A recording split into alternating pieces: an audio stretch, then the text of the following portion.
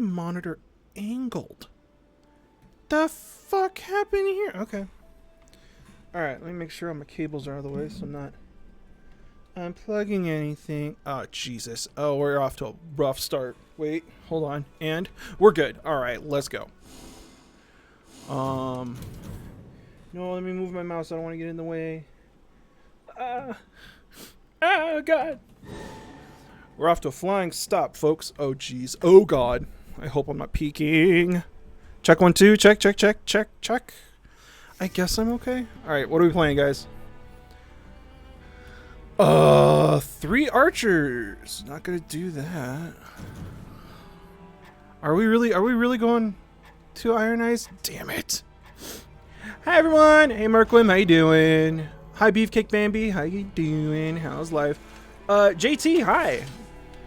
How's it going? Early Friday. Indeed. Right? I mean, like, this is first thing in the morning for me. It's not. I'm kidding. But, you know. Oh. You know, I did not have a fun time with this game when I was, like, first starting. But, goddamn, it has grown on me. A lot. Hope to be a filmmaker one day and you love movies? Dude, I love movies too. I fucking love movies. Oh, Merquim, you got sick again? I'm sorry. That sucks. Crater! This is the one I need for the achievement! Guys, can we do it? Can we do the crater, please? Okay, we could do it day 2 if you need to. Oh my god, I literally just have to do the crater to get platinum. That's what I wanted to do this stream. Ooh, Majora's Mask. Love that game. I think Majora's Mask is my favorite Zelda. I spent so many hours playing that game. I remember as a kid, I got like really freaked out by the time mechanic. And so like if I was in a dungeon and it hit day 2, I would just immediately reset. Yeah, Funky Man, it's a lot of people are just like, oh my god, dude, he said a swear. And like, fuck yeah, bro. It freaks a lot of people out, and I never realized it before, you know. Hey, there we go. I am playing with randoms. Playing with people you know requires friends. All your favorite musicals in the woods? I love In the Woods. It's a good... Oh, well, there goes my passive. It is a good musical. Yeah, yeet! MacGyver left this world! Oh no! I'm sure he'll come up with some sort of very creative solution. Uh-oh. This is no bueno. Oh god. I'm literally just like dicking around waiting for the randoms to do something. I hope he comes back. Yeah, that's exactly what happened. Is I used to, in some of my early videos, I had no problem cussing. And then teachers would hit me up and they're like, hey, I would love to show this in class, but I can't if you're cussing. Could you stop? And so that's when I put like a PG-13 policy on the channel. You know, whenever people ask, it's like, you know, what do you think when you make a video? Did they both leave me? They both abandoned me to be by myself. All right. Looks like we're running solo.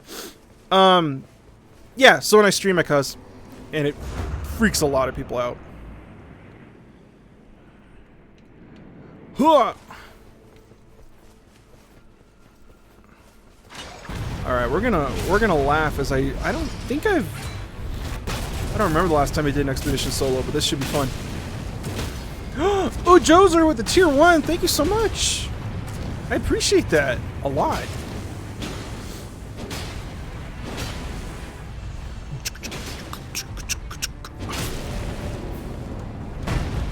Hey, stop. All right.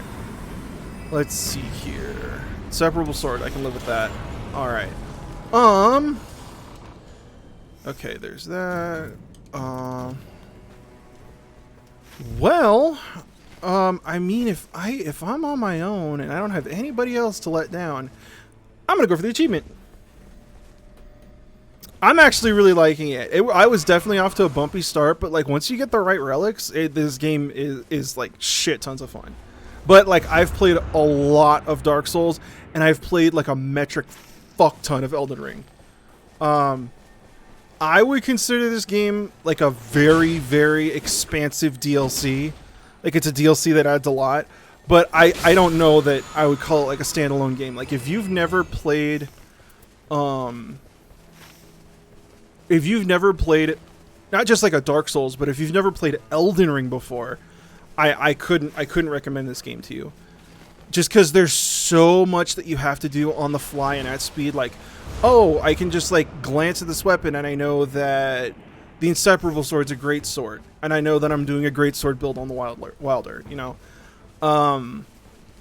It's not, you know, you have to make those choices like at speed. And then also, like, for whatever reason, I didn't like this choice. They still have stats like strength, dexterity, etc., but you don't really get an understanding of like how much you're affecting. Like, some of the runes will be like +2 strength, and I'm like, is that good in this game? Because in the base game, +2 strength is like a waste of weight on an equipment. You know what I mean? Oh, hi, Louvren was here, or Louvren was here. Jesus, I'm sorry. You said Sweden, and I'm like, that's not going to be English, and then my brain just seized. Yeah, it's basically, I wouldn't call it extraction. It's like a PvE BR, right? It's like, it's PvE, you're on your own, there are no other enemy, or there are no other players, basically. If you're looking at this from a PvP perspective. No other players, and instead of ground loot, you have bosses, right? And halfway through the round, the zone resets, and then at the end of all of that, there's one big boss at the end. You know, damn it! I already don't have the ring. Are you serious? I'm not gonna be able to make it to day 2. Do we send it? Because I've died to the crater before. It would just be so fitting. It would be so fitting. First game, get the crater, which is like basically RNG, and then everybody leaves. Like, yeah, it's like, what if FromSoft made a roguelite, and it's not without its problems. Like, you know, one of the reasons that BRs work so well is because there's like a cannibalistic element to them. You know, it's like, well, I didn't get to go to that side of the map, so I didn't have access to all of the loot from that side of the map, so I'm going to kill people who did and then loot from them.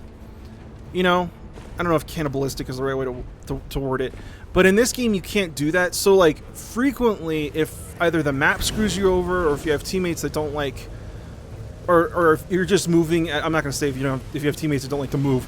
If you have teammates that are, I'm just going to die here. If you have teammates that aren't moving at the same speed as you, you're just kind of screwed. Oh, I've killed all the bosses. I've killed all the bosses. I've killed all the bosses with all the characters. I have all the remembrances. I have all the vessels for all the relics. I'll show you. Hey, Chaotic Ferret. I love that name. Yeah. So, like, as somebody who is, like, a turbo loser when it comes to Elden Ring, like, yes, I fucking love it, but, like, I don't, so I'm also in the middle of Oxygen Not Included, and Oxygen Not Included just got a DLC yesterday. And so it's like, oh, would you recommend that I play Oxygen Not Included based on the fact that they just released a DLC? It's like, no. You need to play the base game and get really familiar with the base game before you can even have, like, a chance at playing the DLC, and that's what I would say here. Like, I think the biggest problem with this game is that it's being released as, like, its own independent game, you know what I mean? Hi, Lunice, how you doing?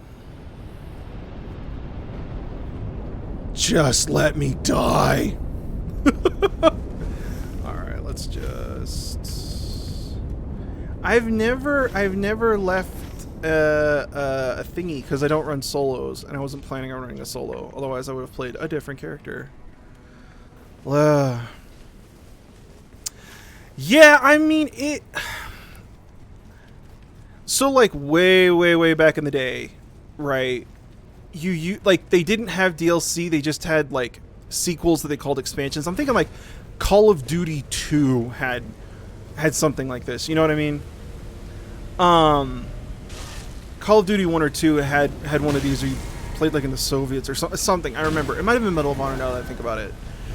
where or no, like Warcraft 3, like Warcraft 3 and the Frozen Throne, right? Like it's, you know, it's sold to you like a separate game, but really it's like it was proto DLC. That's what I would call this game. Is it's more DLC than a standalone game.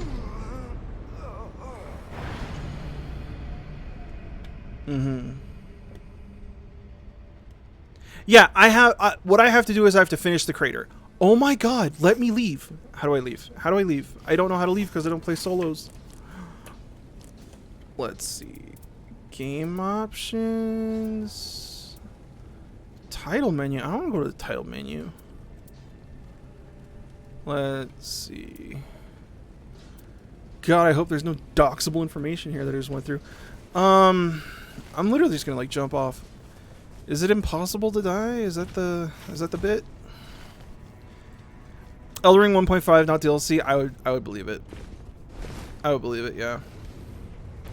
No, yeah, I stream. Not frequently, not as frequently as I should. Impossible to die? That makes sense. I literally haven't played this game solo, you know? I feel like a part of the fun is playing it with other people. Even though I know that some people said it's just like absolutely cancerous to try and run it with randos. I disagree. I think like when people suck, it's fun to save them, and then when people are amazing, it's fun to kind of like support them, you know? It's like, oh no, our carry died. Everybody ult to get him back to life. You know what I mean? I don't want to go back to the main menu, and I just gotta wait. That's stupid. I also don't want to get penalized. You know what I mean? You have both your headphones in? Oh, okay. Sarah's at work right now.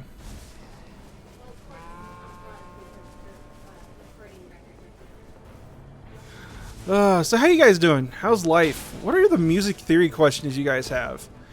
Any medieval music theory questions, American music theory questions, European music theory questions, post-tonal music theory questions? I like post-tonal. Post-tonal is where like my ear and my brain diverge, because like I really love analyzing post-tonal music. Not what I like to listen to when I'm just kind of chilling. You know what I mean?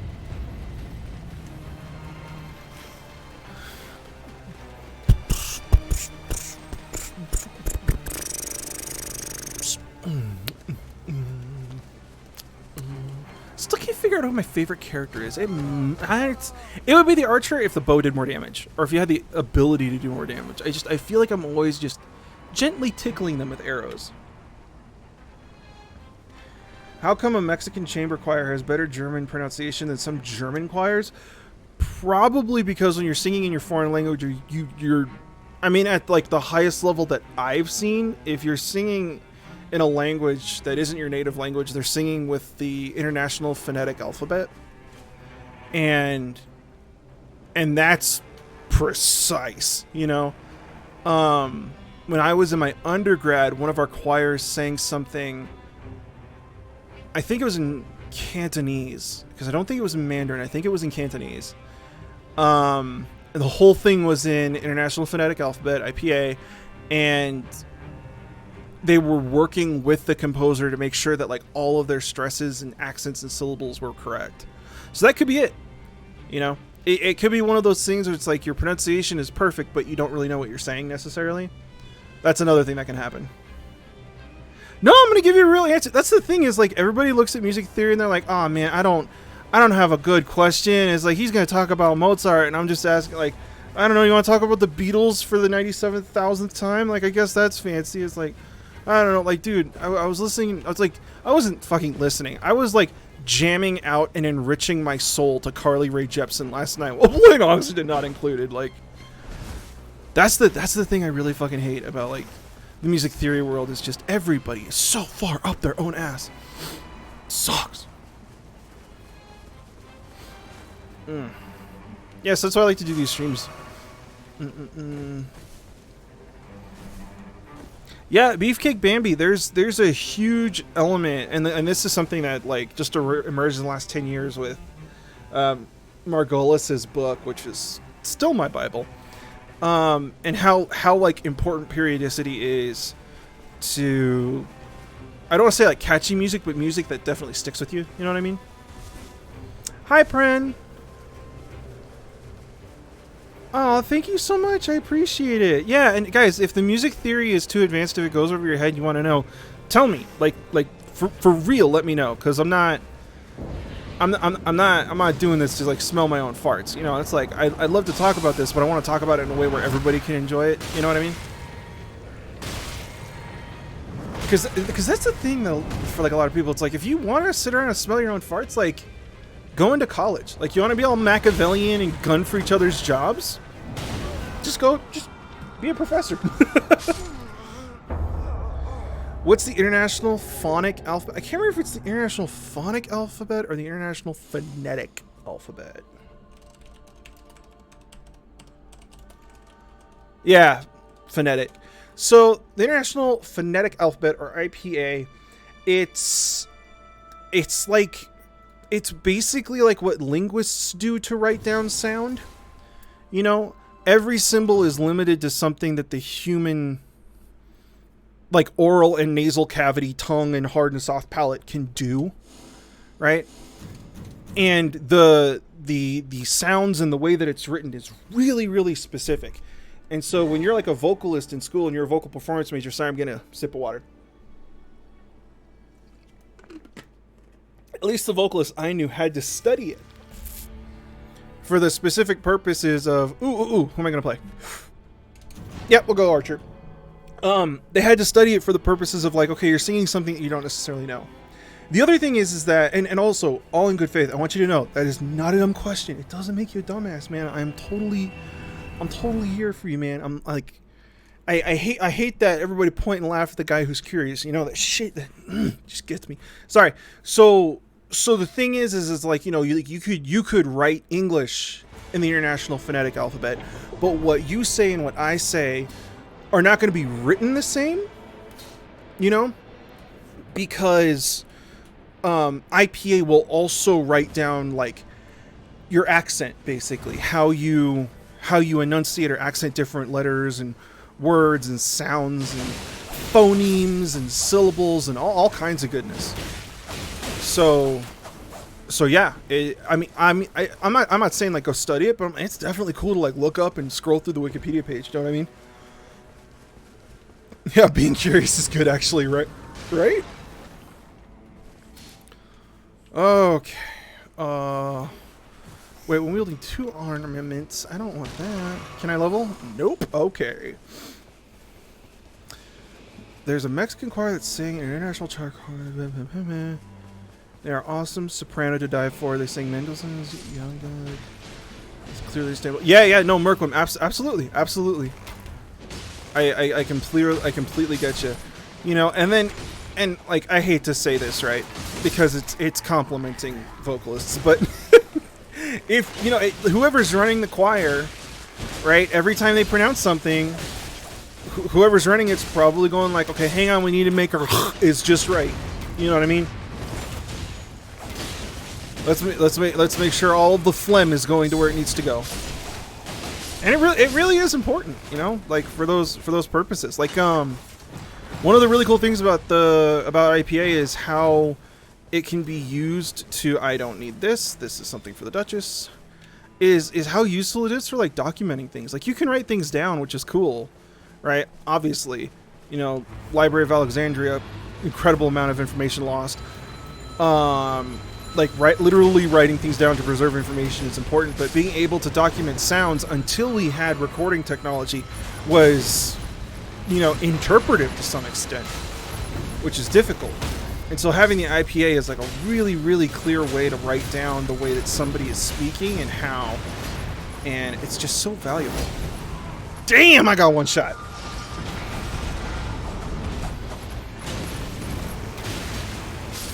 Yeah, and then like your professors are going to study the IPA, and so like if you screw up one of the letters, they're going to know. But I knew people who could read it. I knew people who could read IPA just like English, you know? I mean, it was incredible.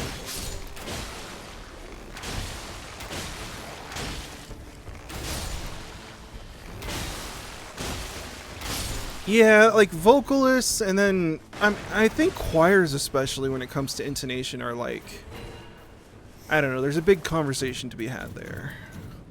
Now, can I one hand either? Ooh, we might do that. We might go for the Lucian build. Oh god, this always happens. I always lag behind because I spend too much time looting. Wait for me! I'm on my way. I'm so sorry. That's the cool thing about going to music school is because everybody's doing something slightly different. You know, I mean, obviously, it's like mechanical engineering is different from civil engineering is different from, I don't know, biomedical engineering. Sure, but those are like pretty far apart. When you're in a music school, it's like, oh, you know, this is a vocal performance major, this is a piano performance major. Like most of your curriculums are the same, except for a very specific few, and it's like, it's really cool comparing notes there. You know what I mean? Lucian is in League of Legends. Yeah, we got a crossbow in each hand. You know?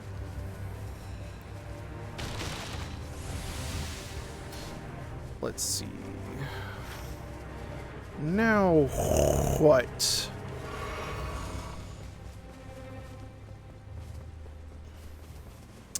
Yeah, Merkwim, the one that gets me that is like the difference between a good barbershop quartet and a great barbershop quartet, you know, it's like, it's a lot. Where's the boss? Where's the boss? Haha! Suck on arrow!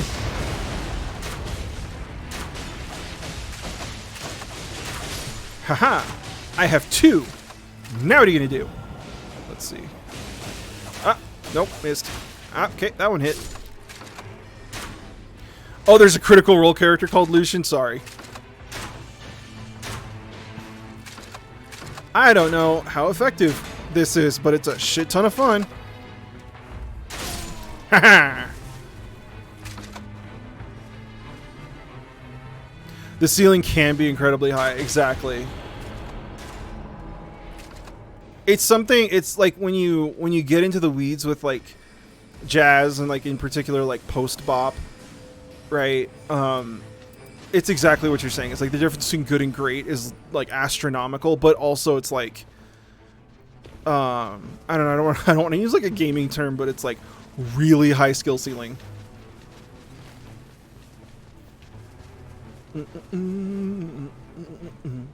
No, I get it. I actually, Sarah and I just got back from the card store right before I streamed, and I got my Final Fantasy precons. Oh, so excited. I also got the Warhammer 40k Chaos Space Marines deck, and I am hyped to just put those into card sleeves tonight and just like look at them. Like, think getting a master's degree is required for a music career. Piano pedagogy major. Scared the only way we could succeed is with higher and higher education. Unfortunately, I'm going to have to tell you the exact same thing that everybody else is going to tell you, and that is, you know, it depends on what you want to do. It really depends on what you want to do, and I hated that answer so much when I was in school, but it is unfortunately the truth.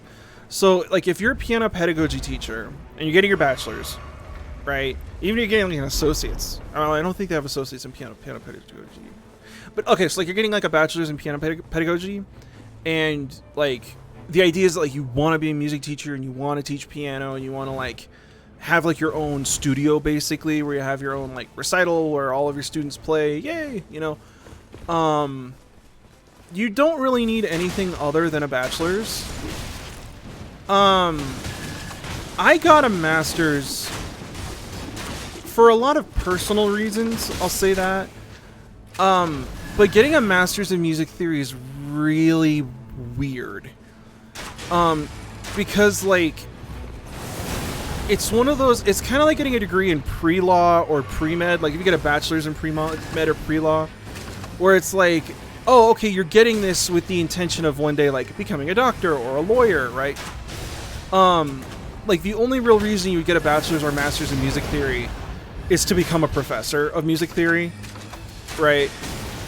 And so like all music theory degrees end up becoming kind of like pedagogy in a way. Oh my god, this guy's being a dick. And I didn't do that, but also, like, you gotta understand, I'm in a really weird position. Oh, I got one of the asshole less likely to be targeted weapons. Let's see. Oh, I don't want to use a great bow. Oh my god, what's going on? Okay. So that's the thing with like getting a master's. Is like, would you recommend getting a master's in music theory? Unless you had something very specific planned or lined up. Like, I can't sit here and be like, okay, first what you gotta do is you gotta start a YouTube channel before you get your master's. You know, like that's not life advice. But the other student who was studying music theory, graduate music theory, she's now in law school, and she's working, as far as I know, she's working on being a like copyright lawyer, like a music industry copyright lawyer, and that's what her master's thesis was about. Excellent music theorist, like you know, like really, really good. But that was like her plan. It's like, if you're going to get like a master's in music theory or even like a bachelor's in music theory, that's like what I would say. I will say this, when I was looking at it, I promise you I'm going to make a point here. When I was looking to get my master's in music theory, there was a brief period where I was wondering if I should get into musicology, which is kind of like music history, but you could also do like contemporary musicology, which is like everything but the music, you know?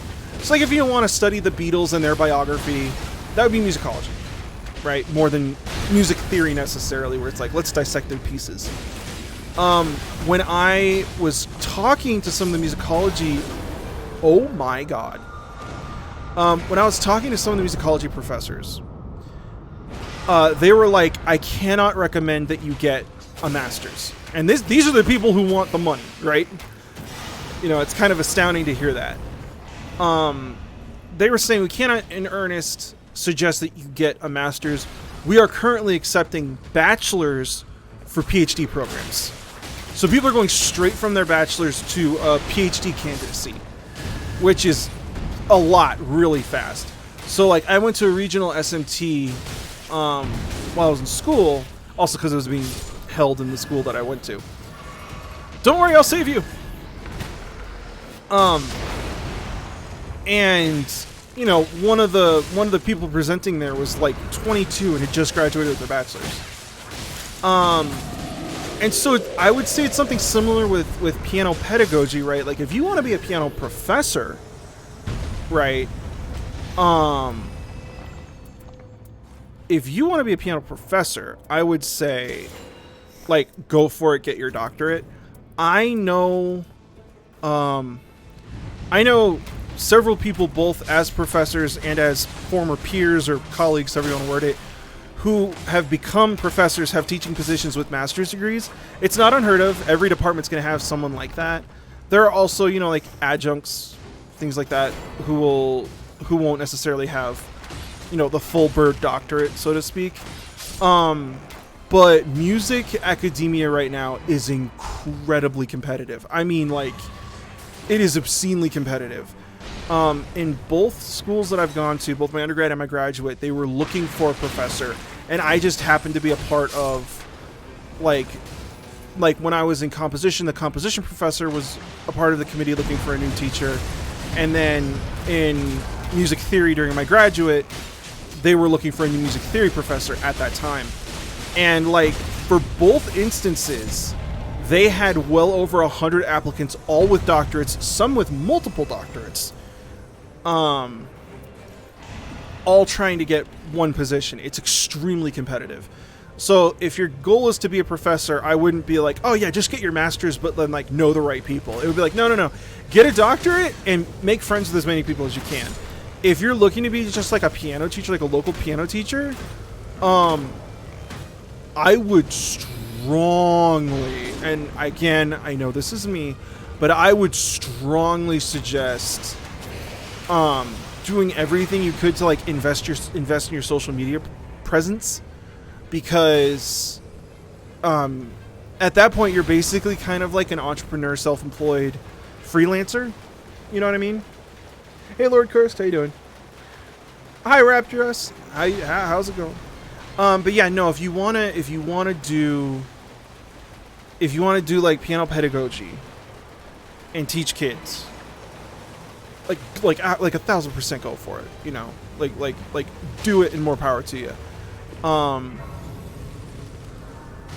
Like I know somebody, or I went to school with somebody who now actually has a master's in piano pedagogy, and like as far as I know, she's basically working the same job that she did when she had a bachelor's, but now she has a master's. You know, at least I think she's working in the same place, as far as I know. But that's what I would say. School is crazy expensive. School is crazy expensive, and it is not like music school in particular really sits out in such a weird place. Because I've looked into this, right? Music credits don't transfer, right? It's not like other degrees where it's like, oh, you need to have so many like earth sciences and 2 languages and this and that and the other, or whatever the hell.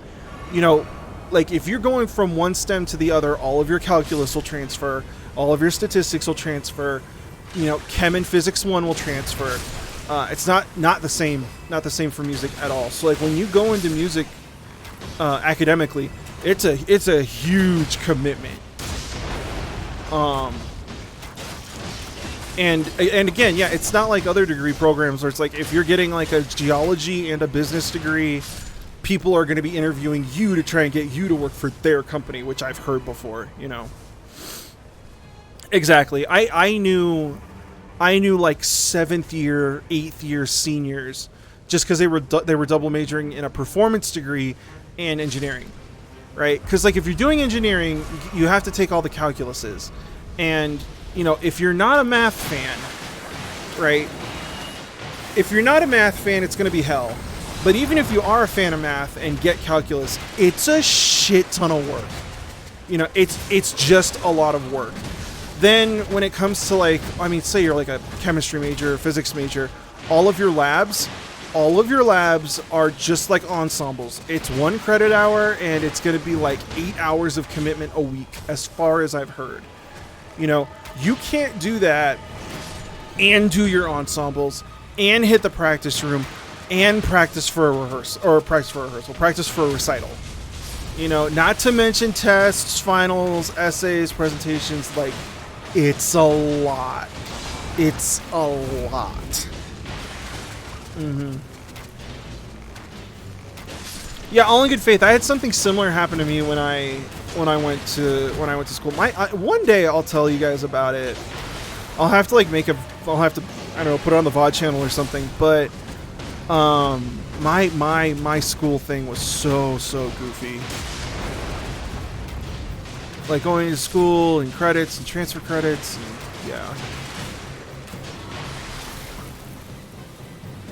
yeah. But like, and so the thing is like, going into music theory or studying music in school is really opaque. You know, like I did music composition for my undergraduate, and then I did theory for my graduate. But if you want to do composition, most schools require that you still like audition with an instrument, you know? And so it's like you have to audition, which requires all kinds of work beforehand. Like there are all these expectations to get into a music school. And then there's a huge commitment being in music school, and none of it transfers. And also you're getting a music degree, so for 4 years, every Thanksgiving, every Christmas, every birthday, it's like, so what are you planning on doing with your degree? And you're like, I don't know. I'm planning on doing music, right? It's one of those things that's like hard to explain, hard to communicate. You know, and then it's not like, I mean, you know, it's not like, oh, okay, I'm gonna go be a CPA. Every company needs a controller or a CFO. You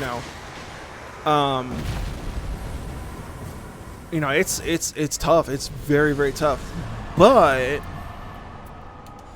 that means that that also means that like there's a lot of aspects of music, not just music theory, music, musicology, ethnomusicology, performance, music technology, you know, that a lot of people just don't know about.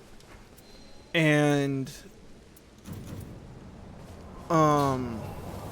and that leads to like a lot of misinformation, like a lot of misinformation, a lot of assumptions, a lot of people not having like the answers that they might need for music, you know? That sucks. Yeah, so basically for my undergraduate, I had like the reverse problem where I was taking AP classes, but because I dropped out, I didn't finish my AP classes. But I got accepted into school because I had been taking all the AP classes. Yeah, I remember like post-recital, you just want to sleep for 72 straight hours and break down and cry. And I remember just like sitting down after my recital, someone was like, so what are you planning on doing with your degree? And I'm like, listen, we are all lucky that I am wearing pants right now, okay? Don't push it. don't think that I'm like happy right now. It's a lot, you know?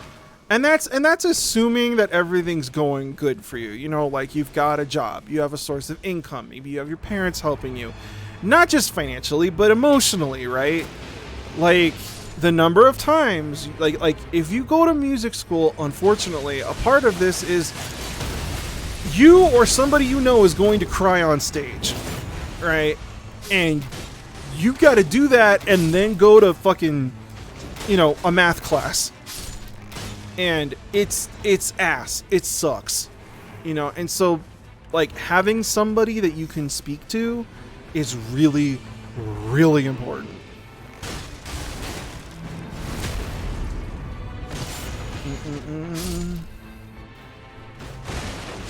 Yeah, script for post-graduation life. Yeah.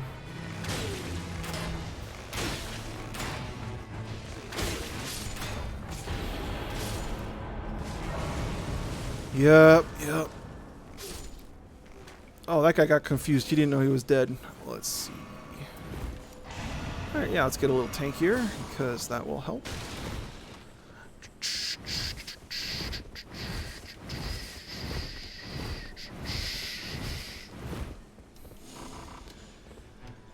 Because your college, they created the major, and the music school is flooded with people who could not play their instrument or read sheet music, bringing the program down. But is it really a good major to pick?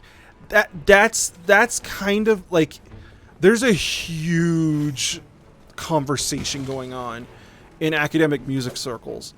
There's a lot of change happening, and you know, it comes with all of the friction and problems and chaos that brings just in life, you know. And like what you're asking there is definitely a part of it, because it's like, hey, you know, if we spend 4 years learning Mozart, that's great, but most people don't listen to Mozart, you know. Or you'll get these people who've been in like the music industry for 50 plus years, right? And it's like, oh, you know, why aren't we filling the seats of these opera halls anymore, opera houses, performances? And they'll be like, oh, you know what we need to do? We need to do like a radio advertisement. That's what we need to do. And so like some kids' homework is, okay, you need to figure out how to like contact the head of like the local radio station. And it's like, that's not even close to what you need to do nowadays. You know, because the other thing is, it's just like, dude, fucking people don't care about opera. You know, they don't give a shit. Like the thing that makes people listen to opera still is either Looney Tunes or the allure of opera like being fancy, you know, or like upper class or something like that, which is damaging in its own way, right? And so like there are a lot of people criticizing those practices, and that's kind of the conversation going on now, where it's like, hey, we should really emphasize more like music technology. Like if you have a bachelor's degree in music and you can't operate like a basic digital audio workstation, I would not say that you're qualified, you know. And so the issue is that my very existence, just being the person that I am with the channel that I have, just sitting in the room, challenged a lot of people and the way that they perceive the world to work. You know, it's very like if you ask the question like why is music theory not popular, right? And I'm sitting in the room and you've been teaching for 40 years and you don't know who Lady Gaga is, I become the authority. Like, you can't lecture me anymore. And so there would just be a lot of like tension while I was in school over those kinds of situations.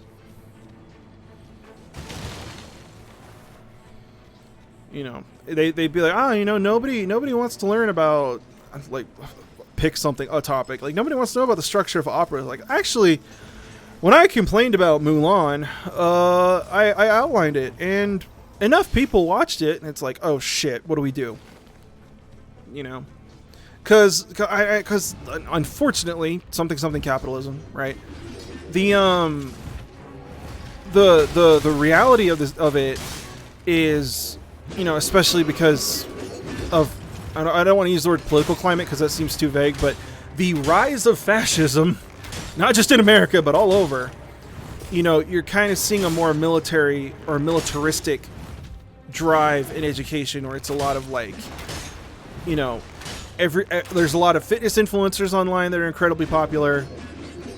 And there's a lot of like focus on STEM and getting a job in STEM and industry and all that kind of thing. As opposed to like studying the arts. And so what's happening is like as professors retire, did I not get anything from that? Are we serious?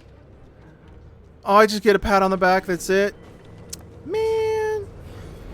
Oh shit, that's the zone. Run. Oh, this is gonna be unpleasant. Shit. Anyway, so like as professors retire, what's happening is that schools are using that as the opportunity to shut down the position. So normally if oh god, I'm running in circles, aren't I? Yep. Normally if a professor retires, you go through a whole process like I witnessed, where you hire somebody to replace them and you keep the position going. They inherit all of their classes and responsibilities, more or less. And then the whole thing just, it's a renewal process, right? Shed dead cells and create new ones. What's happening is people are now shutting down departments. So it's like, oh, well, our one theory professor is retiring. Instead of hiring a new theory professor, we're just no longer going to offer the music theory degree. And it cuts costs, right? And to a lot of people, that's the only thing that matters, which is unfortunate. And so what's happening is like entire music departments are shutting down. And so in order, and like I witnessed this, like we had a professor in this situation in our classroom speaking to us because she was friends with the professor who was teaching. And she's like, yeah, it's a small liberal arts college, right? Which is apparently called a SLAC, S-L-A-C, Small Liberal Arts College. And what they're basically doing is they're teaching people elements of the music that they like so that the classes are more accessible, but they don't have the foundation to basically go into a kind of analytics class for grad school. So while they are graduating from small liberal arts colleges, they're not graduating with the same kind of academic standard. And I've seen this happen, but they'll be more familiar with contemporary technology, with best practices in terms of music production, right? Which is like it's kind of like a trade-off, but it's also like imagine like an art student graduating who never had to touch Photoshop, right? You'd be like, hold on, there's a 13-year-old on Twitter that can wipe the floor with a professor. Something's not going around like right here. Yeah, okay, you do like canvas and oils. Yeah, the kid doesn't know what he's doing, but it's like, wait, this doesn't seem right.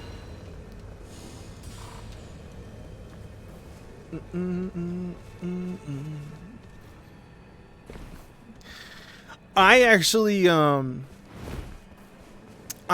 took a marketing course when I was in undergraduate, with the explicit intention of like going into social media. And that's like, that was something that I did. Learned a lot, not all of it good, not all of it bad, right? But it gave me like a really great insight to like, oh, okay, like if the Philharmonic isn't filling their seats. Their response to that is to make posters. It's like, don't think that's going to work in the long run, but you know what? What do I know? And now I have the channel, and it's like, okay, all of you guys can sit down and shut the fuck up.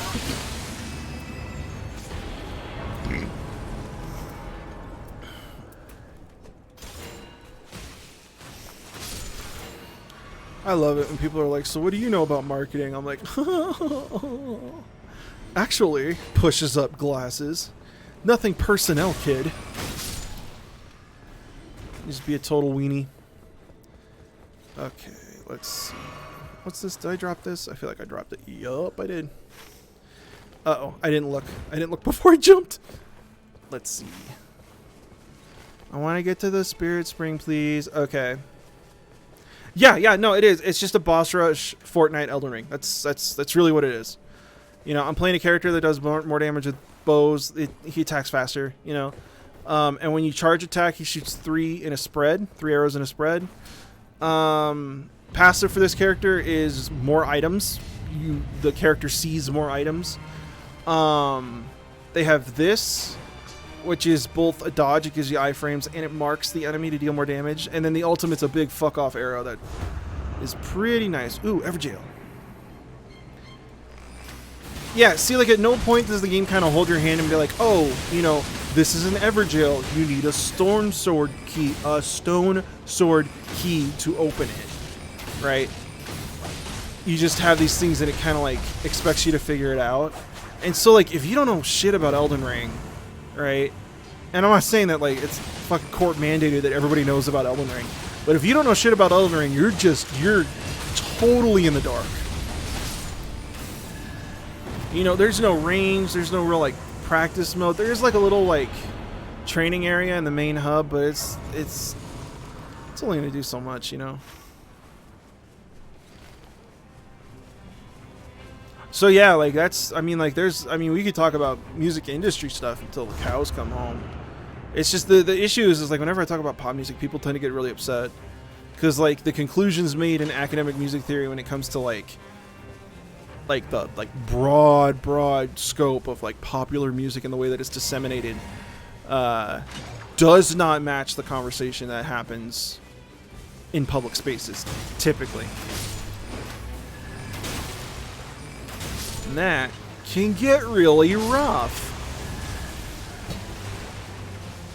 Whee! Let's see. Oh, dude, I love Todd in the Shadows. I watch his reviews as often as I can. He makes like a lot of content, or he has a big catalog, is what I should say.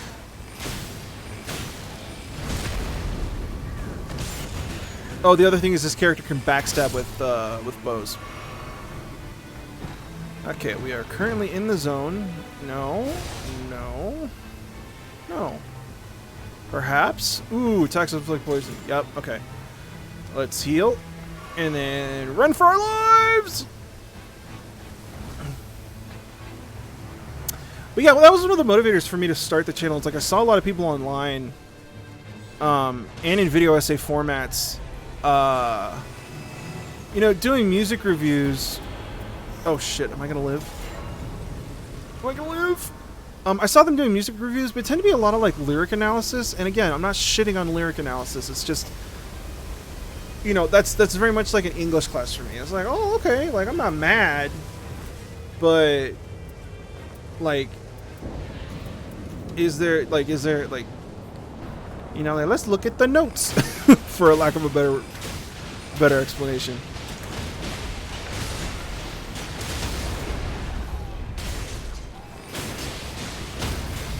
Oh, I don't think I've seen his 2024 video. I'll have to look at it. Haha. Let's see what we get. Crucible Knight. Woohoo! Now this guy normally has a golden hippopotamus with him. Let's get more stamina. Okay, now guys, here's the trick. If you want to be a courteous fighter, what you should do is shoot your arrows directly into his shield. That way he doesn't have to block. Yeah? That's how you be courteous in this game.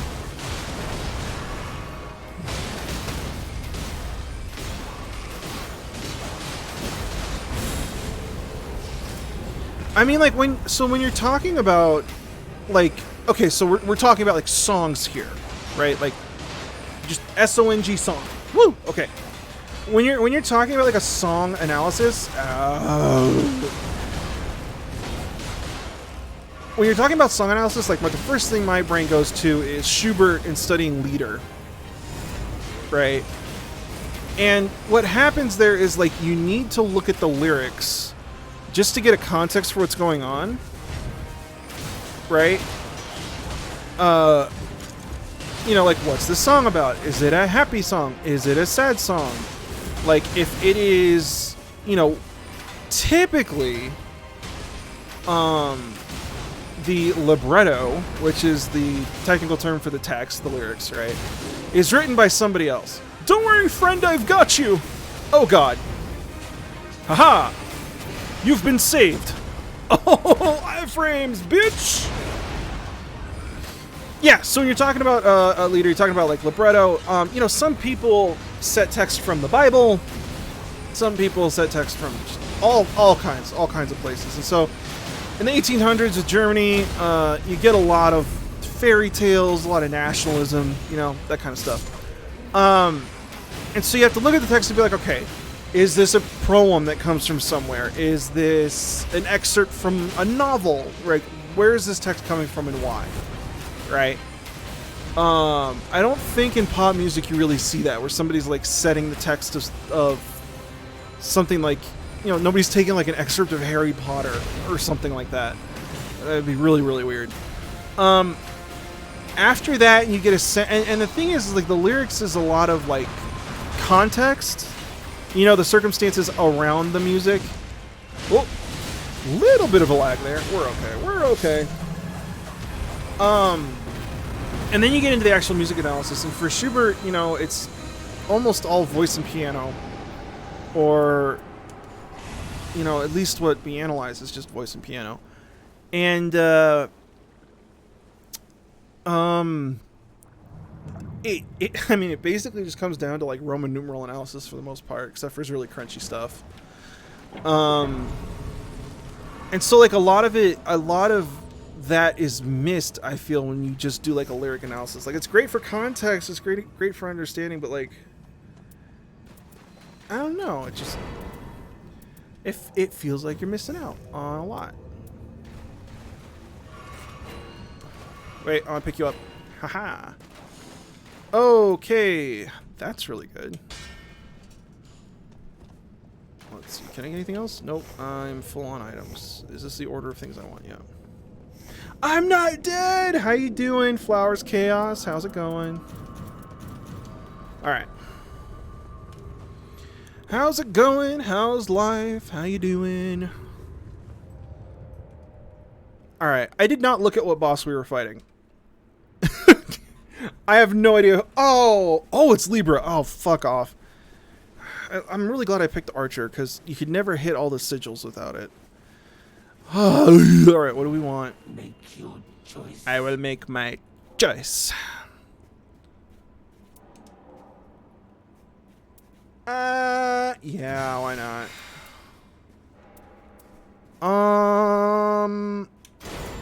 It is done. What did I get? That was not worth it in the slightest.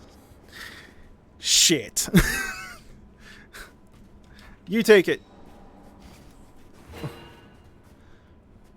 That's all yours. Oh god. You missed my reviews on musicals? I miss my reviews on musicals. I will take that. Okay, are we gonna fight now? We're gonna go pew pew? Best Friday ever. I am enjoying Elden Ring very much. I love this game. Did everybody? The time is right. Hey! Okay, this boss sucks. I have wiped so many times to this guy. Nope! Not today, Satan. Try again. Oh, that was a good one. Good one, Satan. Alright, let's just... Ha ha ha. He's doing so good. Oh shit, we're already dead? That's not good. That's bad. Guys, we need to be performing better than we are currently. Okay, it's over.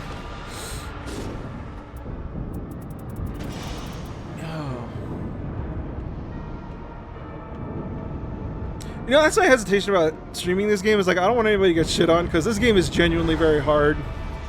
You know, like, I have had instances where I've been in the middle of, like, one of these Night Lord fights, and one of the cats runs across the keyboard, and I run into something that I shouldn't have, so, like, I try to be understanding.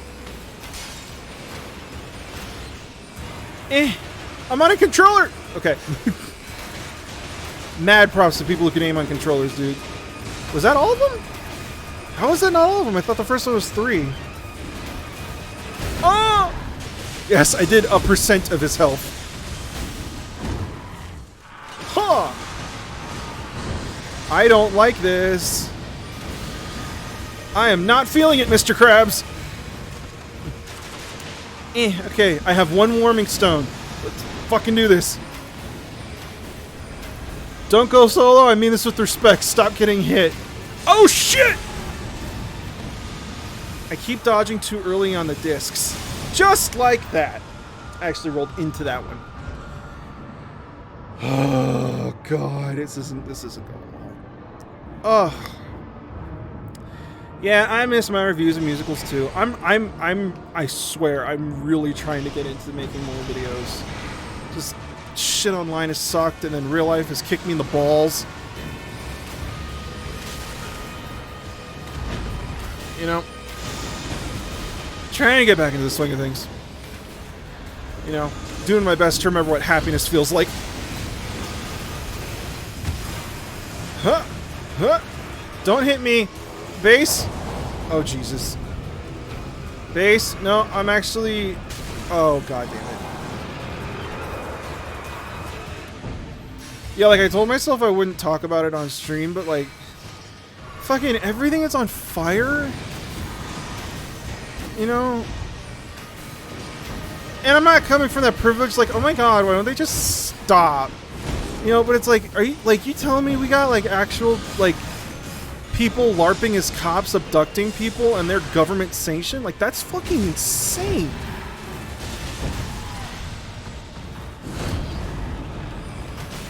You know, and like, I have family in LA, and I have family that does not speak English very well, right?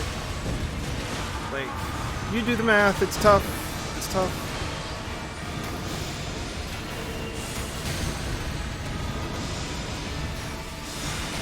I just, like, it's just... My grandmother is not going to harm you. My grandmother is not going to bring about the end of Western civilization, okay? There are a lot of people whose grandmothers are not going to end Western civilization, okay? The family of 5 who have their kids in school, who live in a house where both parents have jobs, they're not career criminals. They're not violent. You don't have to worry about them. They're just Americans living in America. It's, I know, fucking shocking.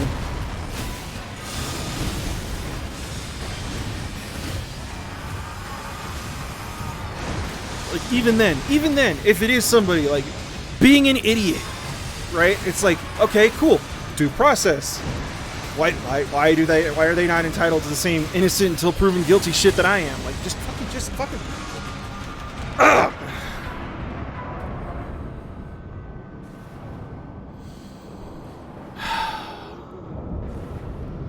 Yeah, I mean, it's just like, it's just staring at the American government. It's like, damn, it'd be really cool if you guys could not be Nazis for 5 fucking minutes. You know what I mean? It's just, these ICE guys are walking around with no warrants, no badges, masks, firearms, and they're just like walking into people's jobs.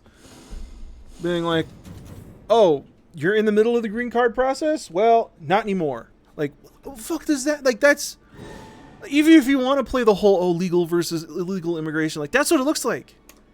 oh, you're all illegal immigrants. It's like, okay, well, what can we do to expedite them being legal? What if they're not doing any? What if they're just sitting around not doing anything wrong? They're just hanging out. They're vibing, right? Making, like, literally making our country great. Like, could you not just, like,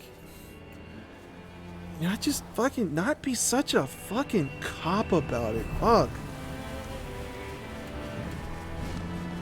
Sorry.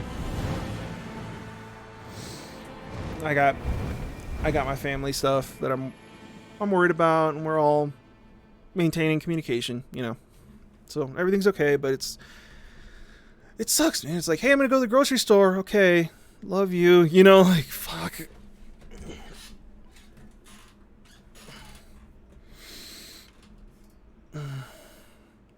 Raptorus, I didn't see that, but I heard about it. Is this the guy with the black cap? Because everything I heard about it was cringe as fuck. Yeah, but, like, that's the thing is, like, it's in the end of the day, it's like, oh, okay, yeah, okay, I got skin in the game because it's family, but, like, okay, even if it's not family, it's still just like, dude, if you're not doing anything wrong, you're going to work and coming home, your kids are in school, right? Like, oh, okay, well, paperwork isn't filed properly, man. That's not the end of the world. Right, be like, oh, you know, sir, it looks like you've been, you know, filing your taxes with the IRS. You've been doing this, you're doing that, but there's one little piece of paperwork that's out of line, so we just need to remediate that real quickly. If you could come into the office sometime next week, that'd be great. Like, that's all you have to do. Not like, oh, we're gonna fucking deport your kids so they don't get graduation. Like, what kind of fucked up, like, this is the like, when you're like, ooh, America, you're like Route 66, hot dogs, barbecue, just raiding people's jobs. Like, that's what you're, that's like, oh, cool, this is a great Saturday for you. Like, for real? It just sorry.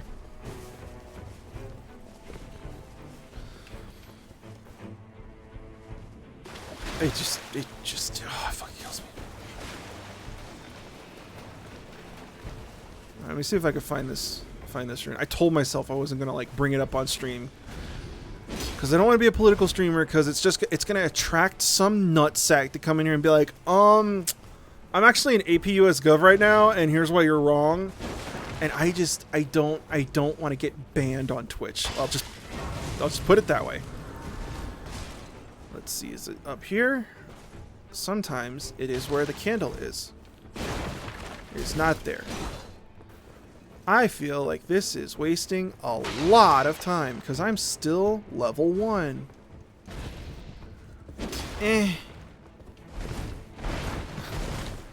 Anything? Nothing. Oh my god. Alright, well, that's not good. How the... Oh, that's how.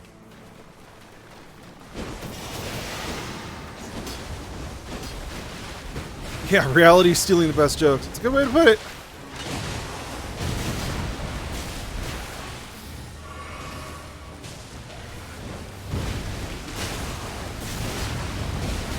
How are the kitties? The kitties are good. The kitties are doing very well. They are currently both supervising Sarah. They are making sure that she does a good job at work.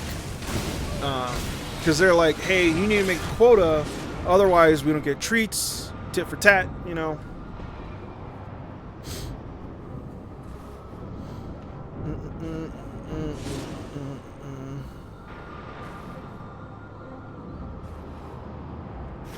Yeah, no, the kitties are doing very good. When we came back when we came back from the card store, I got Popsicle to, like, headbutt me and give me a little nudge, which he hasn't done before, which is really cool. Yeah. Like, it took forever to ice cream to come around, but that's because we had to do the whole, like, shots and the treatment, and that was really, like, traumatic for her. Not just emotionally, but, like, physically too. And so, like, it took a while for ice cream to be like, okay, let's, like, I'll lay down on the couch next to you, right? And she still has some problems being, like, picked up. She's doing so much better though, right?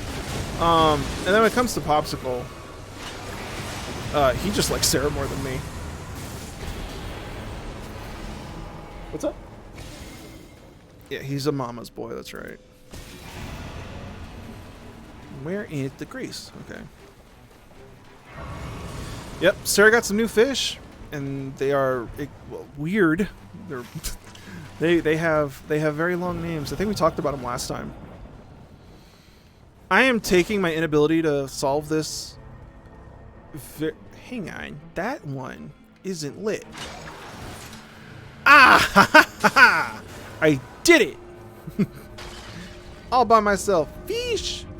Yeah, Popsicle, we have a bed right next to the fish tank. Popsicle likes to lie down and just like literally have his whole face flush with the glass and stare. Oh my god, these weapons suck. What the hell? Alright, well, this run is fucking toast, dude. Guys, are we gonna like... Anybody want to drive here? No? Oh, man. This is not going well. Let me see. Am I blind? Where's my... Oh, there they are. Okay. Alright. Castle? I mean, I'm level 3. I don't think we can do it, but fuck it. Why not? Okay, no castle. Should I just lay down?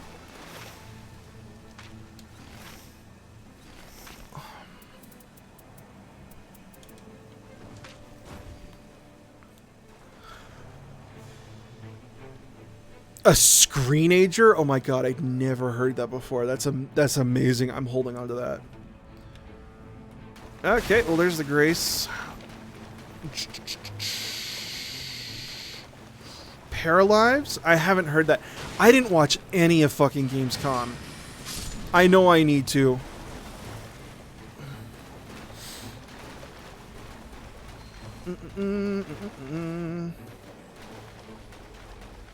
I will take chain attack finishers. There. This is a good casting sword. Boomers and news headlines love to use screenager. Oh shit, I'm way out. I'm out of touch, guys. Okay, well, if we're just gonna sit around, like, I have a bad feeling. I have a bad feeling. I hadn't heard it. I mean, I don't have, like, Fox News on in the background all day, though. And I don't hang out with boomers. You know, everything I know about that generation comes from fucking Reddit, honestly. I wake up and look at Reddit, I was like, alright, what's some funny stuff? And then it's like, the world sucks. Cool. Alright, cool. Hey. Stop it. Ow! Super not cool, bro. Woke is such a fascinating appropriation. Like, sincerely, I mean that. I could talk about woke for fucking days. Just the etymology of it. Huh! Yeet! Nope. Okay. One more time. Okay, if I'm holding a sword that is on fire, I should not have frostbite. I feel like that's just like a little Easter egg you can put in the game. That's gonna explode. Oh, it didn't. Okay. Bro, you gotta be kidding me. Did you not level? Hang on. Hey, don't die. You just sit right there. Doing good. Yep. Mm-hmm. Uh-oh. Nope. Oh. Oh, I think there's a bug on the ceiling. Okay.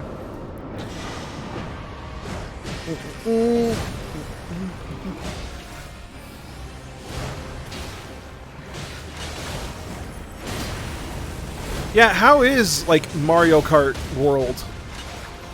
What I've seen is, like, yeah, it's Mario Kart. And people are like, oh, it's open world. I'm like, I don't know. I keep seeing races on racetracks.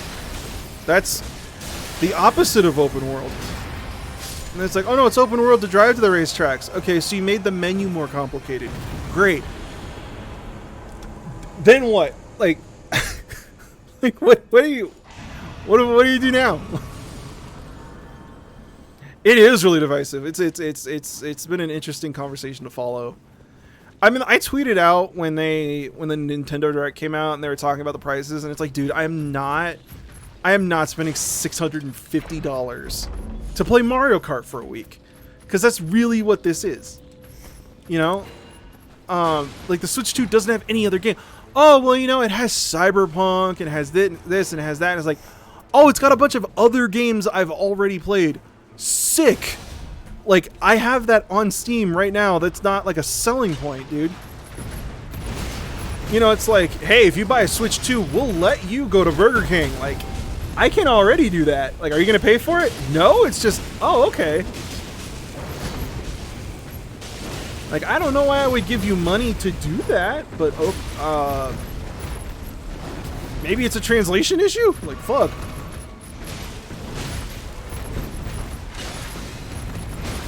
I can't remember what console it was. I think it was the PSP. Like, I ended up getting a PSP, and I got Final Fantasy Dissidia for it. And nothing else. Like, I got it with the intention of, like, playing games on it and whatever.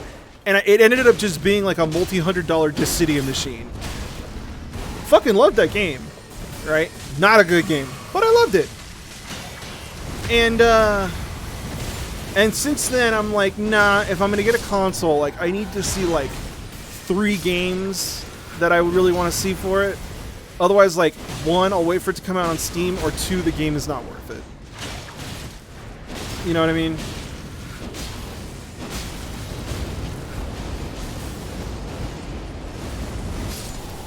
Because that's the thing. That's the thing is, it's like, if like, Mario Kart is really the only game for the Switch 2, right? Really, when you get down to it. And if you're gonna do that, it needs to be a 10 out of fucking 10. Like, you need to be inventing new mechanics, bringing back, like, it needs to be like the Smash Bros of racers. You know, like, have Sonic in it, fucking Minecraft Steve, My Little Pony, King of the Hill. Like, you need to have everybody in there. And then it's got to be like a 10 out of 10, and like, it's not. It's just Mario Kart, and there are no other games. Like, it just,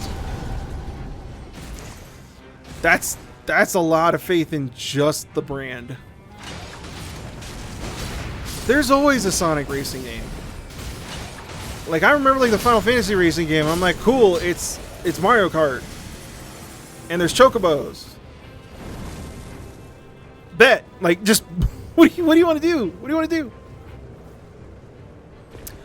Oh yeah, no, I mean, like, I saw that it runs Cyberpunk at, like, medium quality. The game is, like, from years ago, dude. Like, okay, oh, it plays Elden Ring at pretty okay quality. Like, I'm doing that right now. Why would I spend, like, $500 to do it again? Like, oh, well, it's portable. Bro, you think I go outside? Like, what the fuck? The new Sonic game has Minecraft Steam and Hatsune Miku. I could smell that statement. I could smell the confunk that just, like, was evoked by a Sonic racing game with Minecraft Steve and Hatsune Miku. God damn. Oh, it's got SpongeBob? I'll bet. Yeah, okay, that's cool. We can all play it now. Green light.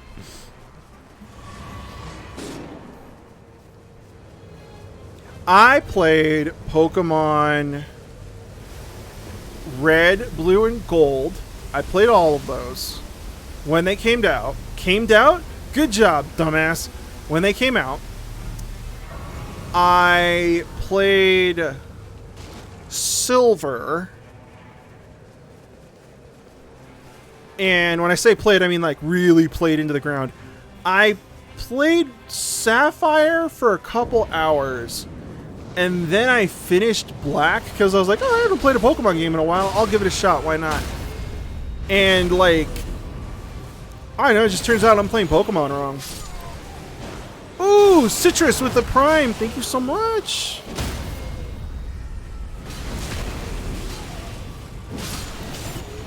Random ass characters should not be the selling point of the game. Right? It's like, dude, your game sucks. Yes, but have you considered that we have President Bill Clinton? That was the thing about games like Tony Hawk Pro Skater 2 is... What's up? Cow is thick. No. Like in Tony Hawk's Pro Skater 2, they had all these like weird ass characters, but because the game was fucking awesome, people didn't care. You know, it was like, oh, what the hell? It's like, yeah, you can play as Bam Margera. But then there's also that kid in the wheelchair that was fucking hilarious. Holy shit. Do you remember that? Huh? Man. Tony Hawk. That was my game, man. Ow!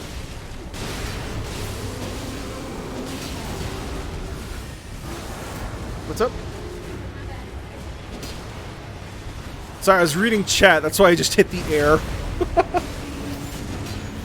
Oh, well, I mean, like, I see everybody else playing. It's like, oh, hang on. We need to, like, up the special attack so that the special defense has them lose a turn. I need to, you know, hit them with a pocket sand or something. And, like, oh, we got to make sure that they have this berry because this berry increases physical defense against fairy types, which I didn't know they're fucking fairy types. That's wild. And I'm like, okay, all 4 abilities need to hit really hard. And then, like, whenever I beat the Elite Four, I would just use one Pokemon that was just really strong. You know, and I had, like, a huge problem in one of the games where, like, I over-leveled one of the Pokemon and he wouldn't listen to me. And so I just kept reloading the save and having him fight and waiting for him to win all the fights with struggle. So, I'm pretty sure that's not best practice. I don't think you would say that's meta.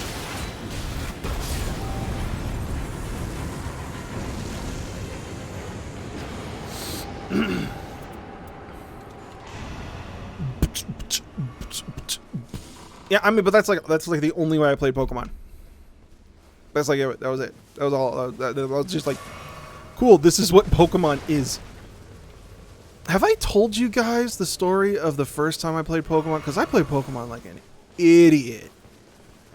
If I didn't, it's a fucking hilarious story. Let's see here. What are we gonna do? Only level 8. Oh god, someone's level 5. We are screwed. Oh no. I want. Okay, so here's how I fucked up playing Pokemon. Okay. So just because my childhood was ass backwards, I went from Final Fantasy VII to Pokemon Blue. Right. I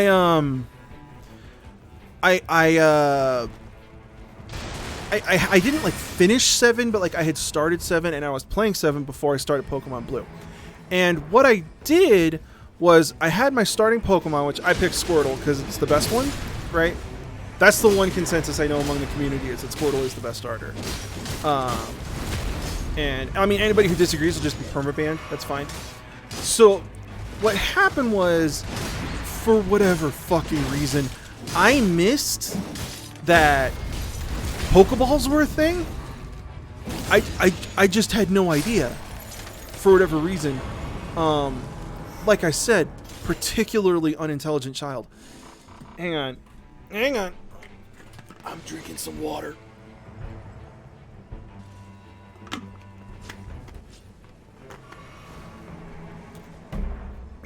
Ugh.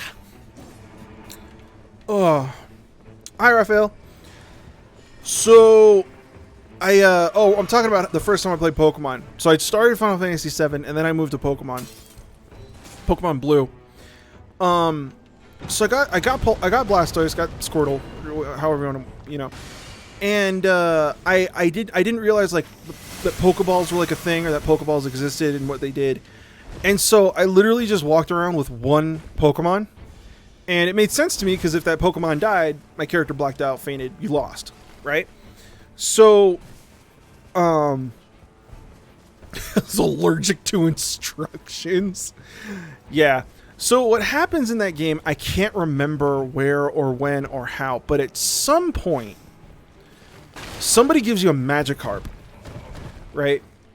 again, I don't know where it comes from, but there's some NPC that just like hands you a Magikarp.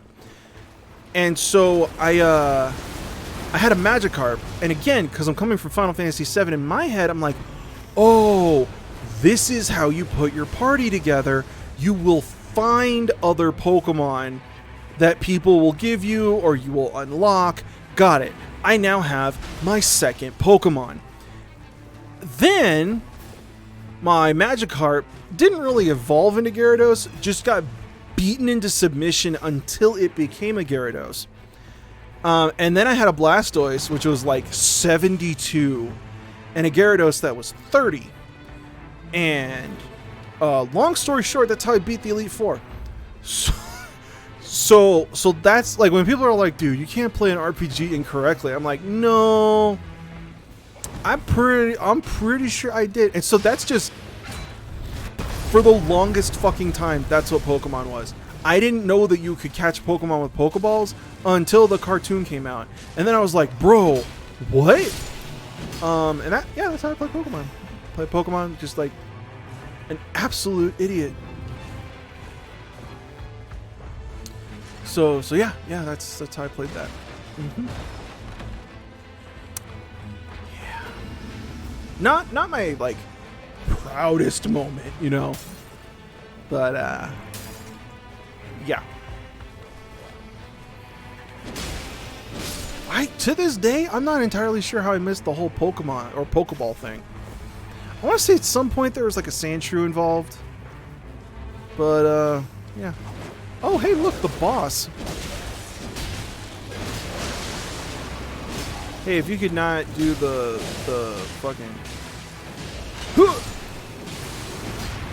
Ooh, that would have looked really cool if he wasn't already dead. What am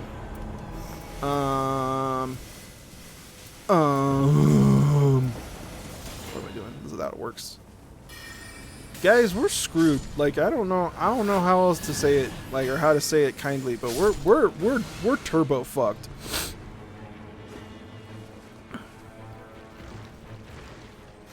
Your flabber is utterly gasted. Yeah, I know. I tell people that, and they're just like, you gotta be kidding me, right?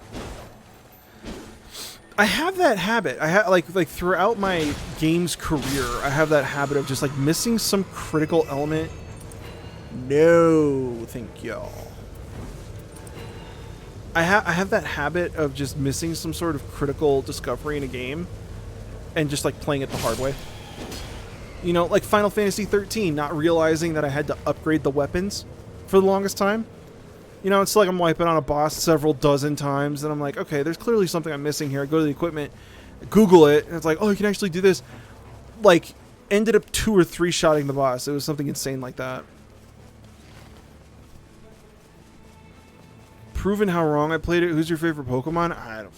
Blastoise. Like, I don't know. I don't have like a, well, ooh, it's Goobertron. Like, I don't know. You know, and some of the new Pokemon are just like really weird. Like, there's a Venn diagram of like Pokemon, like an overlapping Venn diagram where of Pokemon and Digimon. Everything that's in the middle, I don't like. Right? Like, Digimon are super weird. Like, oh, here's a rabbit with machine guns for arms. That's way fucking out there. You know? Or like Pokemon, here's like a turtle that can vomit water. Neat. Right? If it's like a really weird Pokemon or a really tame Digimon, I'm out. Ooh, they both do the same thing. Oh, wait. Haha, swords.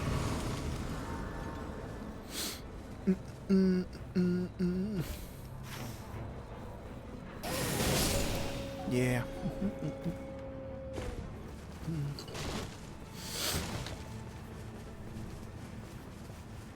Who of the 2 Pokemon I used did I enjoy the most? Exactly. Well, it was Blastoise, because Blastoise actually killed people. My Gyarados just got the shit kicked out of him. Like, over and over. I was like, damn, this is like shitty Pokemon. I don't want to play it anymore. So people are like, oh no, you gotta like do this because of the special defense and stuff. I'm like, that's amazing but I'm not gonna, you know, good for you, etc. Right? Let's see. Okay. Yes, I died. Oh. Okay, Friday at noon is not the best time to play Night Rain. I'm holding on to that. Because it's just like, we seem to be dying en masse. Oh god, come on. Huh! Damn it. I almost saved her. I didn't need to jump that way, but I wasn't paying attention. That's the dragon. Oh my god, this is humiliating. Okay. And the boss left us. And the other, are we fighting this boss or not? Nobody is pinging.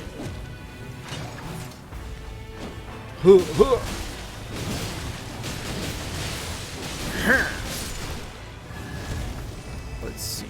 If we're gonna fight these guys. Okay, worm face. Where the fuck did it go? I never fight these guys in the base game, so I don't really know their moveset. I always just like, oh god, it's the icky ones, and then I run.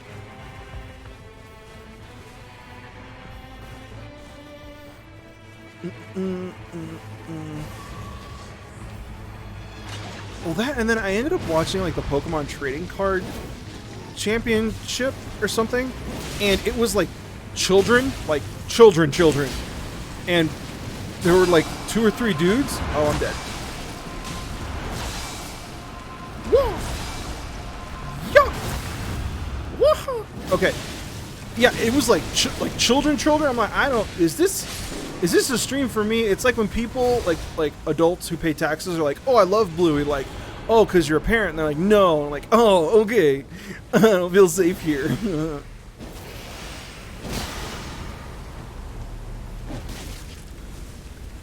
Like, you see those like women on TikTok. I'm gonna get hit. That's okay. Who are like, oh man, Bluey's dad is so fuckable, and I'm like, this is like, people can see you saying that. Like, this is a public environment, and that it's gonna be forever. And if they find out your real name whenever you have a job interview, right, or you try to get into like a school or something, they're gonna be like, hey, so you made a comment about wanting to fuck a children's show character? Could you address that maybe a little bit for us? Just a little bit, you know? You've seen people put Bluey for their dogs. Do they understand how like interpretive, like quasi-abstraction works? No. It's like, I hate to tell you this, but you know, Dexter from Dexter's Lab was not actually square. Like, damn, dude. He's supposed to be representing a human child. Yeah. The Powerpuff Girls, you know, they don't have fingers, and it's not that big of a deal. Yeah, you ever think about that? No? Okay. Well, we have AI, so now everything will be hyper-realistic. Great. We'll just all use one art style for the rest of our life. Sorry, 2, hyper-realistic and anime with fat tits. Did I hit the nail on the head? No. Where did I go wrong?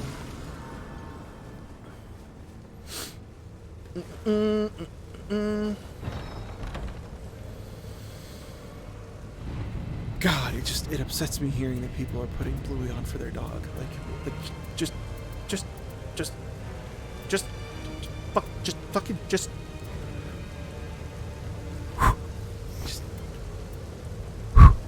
that's where I am. These items are not particularly good. Ooh, what's in the red zone? That doesn't look good. Ooh, it's a bubble. Do we like the bubble, folks? I don't think so. What are your thoughts?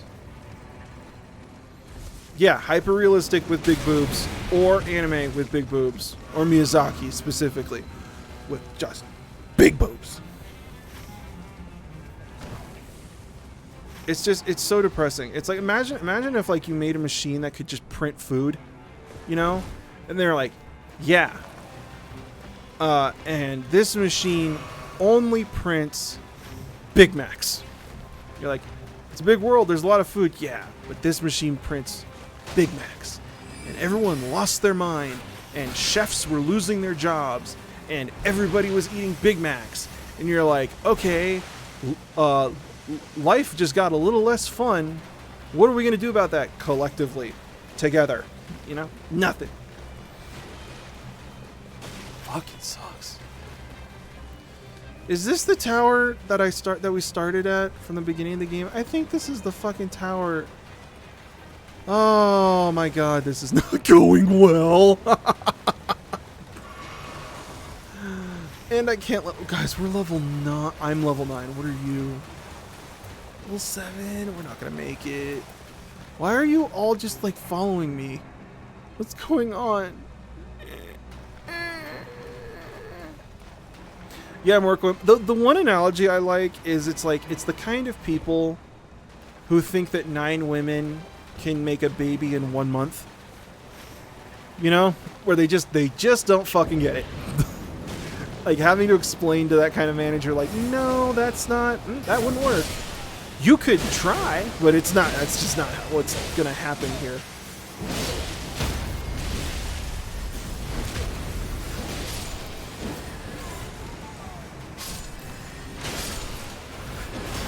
Okay, now that my sword is on fire, we can keep going. Boop.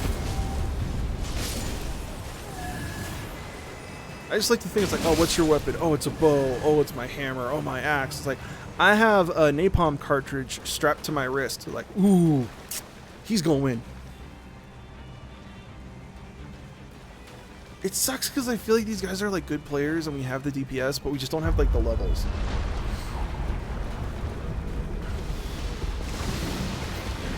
Ooh, this is gonna be difficult. All right, missed the first shot. Good start. See if you miss the second. No, he hit him. I don't want these. You missed me, sir. Again, hit him in the shield to be courteous. That way he doesn't have to think about blocking. Boop. Oops. Boop. Oops. Boop. Oops. Ow, sir. Could you please not? Just for me. For sake of argument.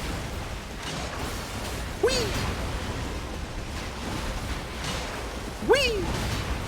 I'm literally only hitting him with my ability. It's fun, don't get me wrong. Ooh, that looks bad. Ow! Don't do that. Oh, that's rude. I got mushed. Yeah? Swords now, huh? Oof, oof. Oof.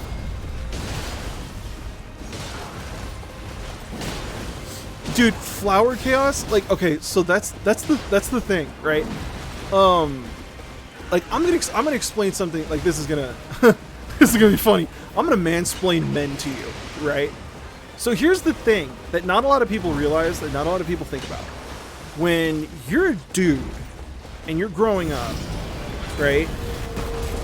Just because of the way that society is, you don't really have to pay attention to anyone other than yourself, right?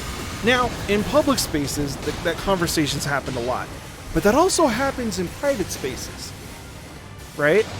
Growing up, I would hear things like, oh, that's stuff for girls, right? Like, I had a mom and a dad, and I have a brother and a sister, but they are both trans, and so as children, they were, hold on, no, I know the word. Presenting, sorry. They were presenting as, you know, the opposite gender they are now. And so, like, you know, like things like makeup, right? Things like makeup, shower habits. Another one is like underwear, right? And that makes more sense. Just boundaries. You're completely ignorant to growing up. And so, like, in the process of just like meeting Sarah and then us dating for all this time, it's like, you know, oh, this is the difference between like concealer and foundation and a setting spray. You know, when I found out what a contour was, like, it fucked me up for a week, right? And then, like, being able to tell the difference between, like, a contour in bad lighting versus an actual rhinoplasty was like, oh, this is, like, a completely different world. Then, you know, it's like, okay, well, here's a bra, here's a bralette, here's, like, a training bra, and then here's a sports bra. And then, you know, some people opt for just a cami, and it's like, I didn't know that, like, what all of that did, right? it was not something that was ever like presented to me. And so what happens, right, like as an adult, obviously now I know, but that's in no small part to just Sarah being here, and this is an important part, is like me listening to Sarah, because there are a lot of people who are married there are a lot of men who are married who don't listen to their wives, right? Because it's the boomer joke, like, I hate my wife. That's the joke.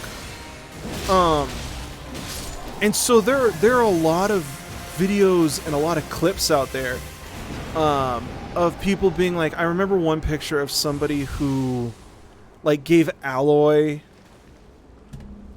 whatever her name is, from Horizon Zero Dawn, like a makeover. And it's like, this isn't a lot of makeup. And it's very clearly like a guy who like hasn't been around women or like has a wife but just doesn't listen to her.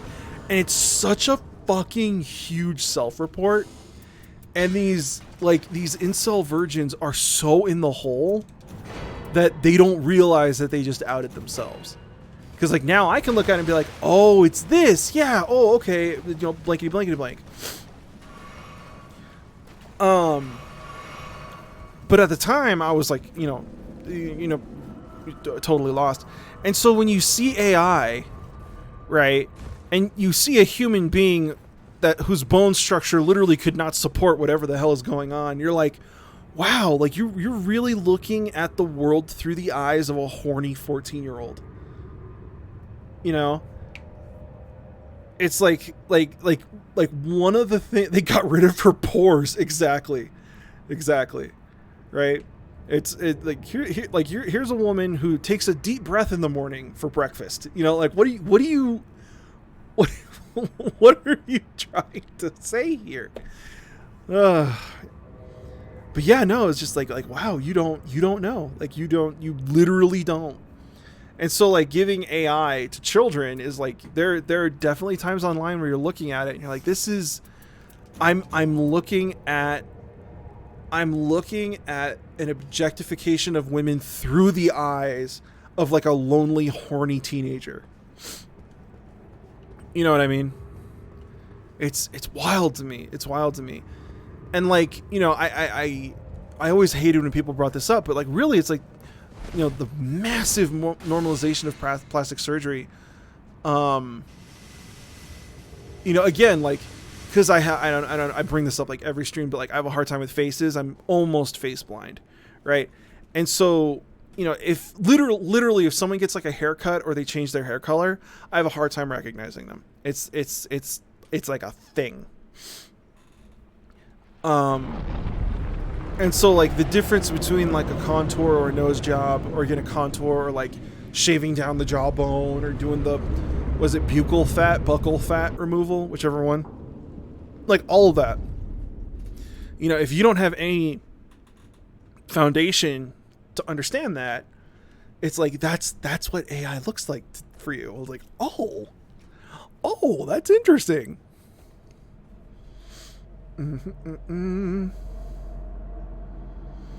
Flower chaos. Yeah. It's like, we can always tell. It's like, you absolutely cannot. Like, not in the slightest. I need to pay more attention to what boss we're fighting. Oh, okay. You know what? I'm not going to jinx us.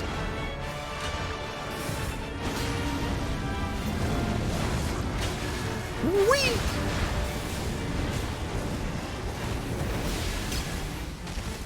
Okay, that was weird. I jumped on top of them, I think. Hey, that hurt. No. Down. You're not getting any treats.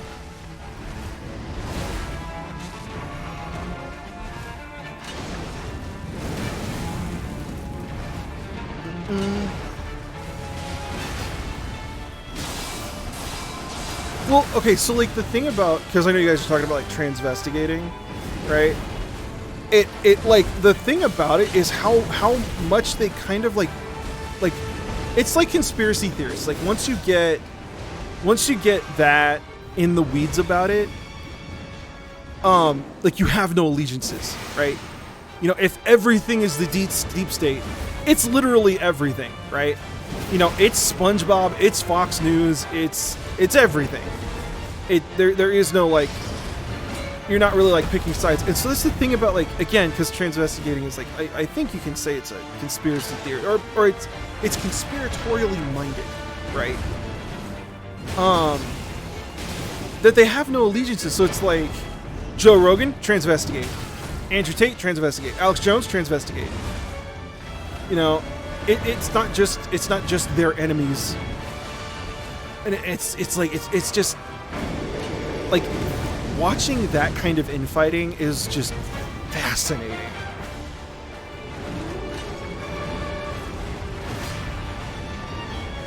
The one argument I like is like, oh, you know, like your bones are gonna say such and such to the people who dig you up, and I'm like you literally have to expect civilization to like completely restart, like full on global nuclear annihilation. There's literally one baby in a vat somewhere, and that's how the human race continues, and all data everywhere is gone. It's like, I mean, when I die, I'm probably going to have a tombstone. That'll give us some information more than having to study bones. There will probably be some sort of record of my existence. That'll also be better than just looking at bones. It's like, you know, your bones will be male. It's like, bro, this is not ancient Greece. Like, what are you expecting? Oh, man. I have no other way of saying this. I want 300, right? Let me finish, right? I want 300 in the Zack Snyder style, right? But like with an accurate amount of fucking. You know what I mean? Like I want like a full-on ancient Greece where, you know, a not insignificant portion is dedicated to how disgusting they think women are. You know, like I want a show where it's all Spartans and military and stabbing and beheadings, right? But like, it is a human centipede of cock. You know what I mean? That would be such an amazing show. You know, because it's just so like, it's just so much of the like fascist, hyper nationalist, hyper militaristic, just we're all warriors, we're all and it's like, okay, you can idolize ancient Rome, ancient Greece all you want, but it was orgies on the daily, you know. Like orgies on the daily. Like it was like a method of like political and social maneuvering. It was everywhere, dude. You know, like Michelangelo didn't know how to sculpt women. Like I remember hearing this from somewhere, I can't remember now, but like Michelangelo didn't know how to sculpt women because he loved sculpting men. Like, do you think about that? Do you ever think about, you know, statue of David? Why is it David? A clue, Sherlock. God. Dude, Raphael, I remember that. I remember like it was like the RNC, Milwaukee, and like Grinder crashed, you know? And no shame. Right? No shame if that's your vibe. Like 100%. You know, if that's your speed, that's your speed. That's cool. I know nowadays it's like, oh no, like gay marriage is legalized and all that, but like when I was growing up, you know, they used to tear the Gay Straight Alliance posters off the wall and set them on fire. Like, not at my school, but like in another school in our system. Like, it was bad. It was bad. So whenever I hear about like gay stuff, I'm always like, no, I'm cool with it. And it's like, oh wait, that's the norm. Shit. But yeah, dude, it's just like, it's so sad where it's like, oh, you're at a political convention advocating against your own happiness. Like, that is layers and layers of internalized bigotry, you know?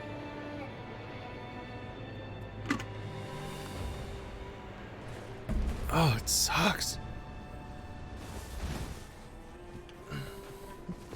It sucks. It's sad. You know?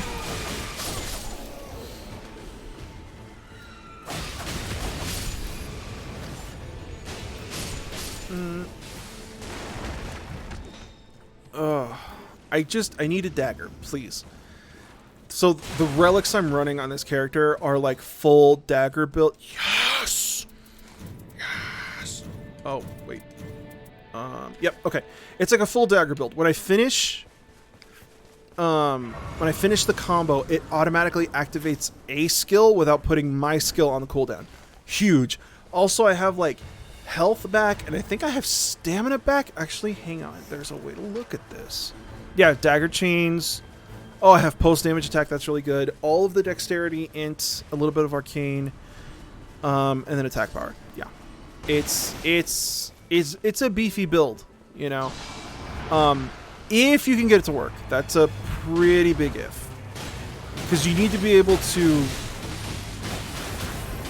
get a full combo off, and not you can't do that with every team. No shade to the other players. It's just, you know. Like, if you're playing with spellcasters and the Iron Eye, like, you're not going to make it happen.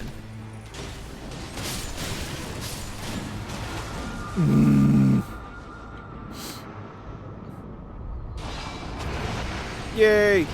Thank you.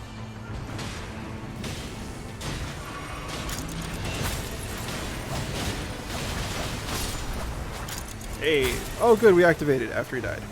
No. No. Did you guys take all the good stuff? Okay, you know what? This will do something. Let me get 3, and then... Yeah, okay. Wait, hang on. Yes, I got parry! Awesome! I never fucking parry, so it doesn't matter.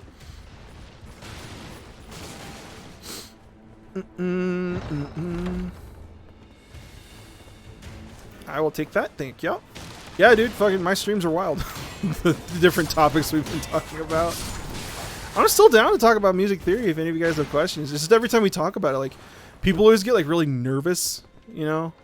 And I'm like, well, I don't want to make anybody feel like icky, you know?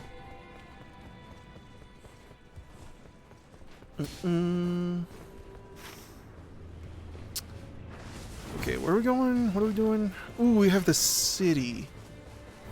That's always good for a great weapon or two. Every time I get the city, I always get a legendary weapon. Every time.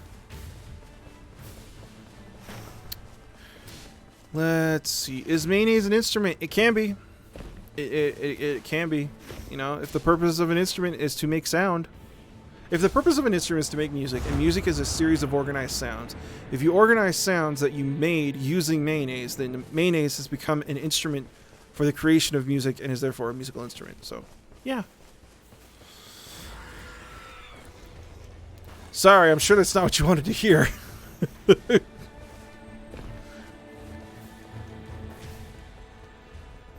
I have not played Clair Obscur. I know a lot of people have been asking me about it. Can you quote me on that? Sure. Why not? What could possibly go wrong?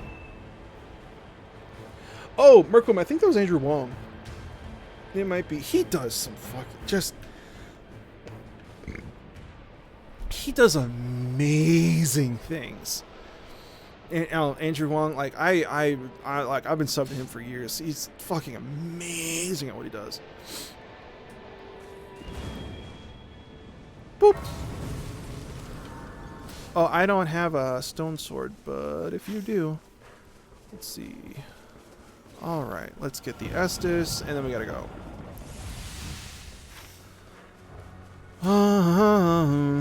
Okay, Everjail. And yeet! And this is Beast Roar. Is Beast Roar the... Yeah, this is a really stupid ability. Oh.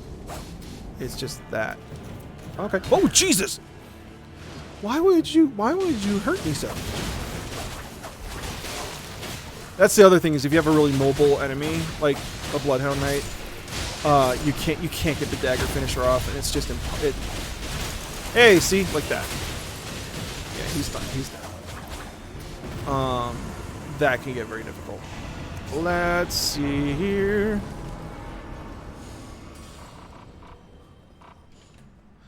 You can date everything. You can date household items. That's wild. Guys, which way are we going? Guys, which way? Shit. Oh, good. We're disagreeing. Wonderful. Okay, we already have the Estes. Do we go to the mine? I kind of like the mine. All right, let's go. I'll have to check that out. Oh, I think on night 1 the bosses all have like half health whenever you open like an Everjail. And I think it's to scale it down for you being at a lower level. Well, this is going to be difficult.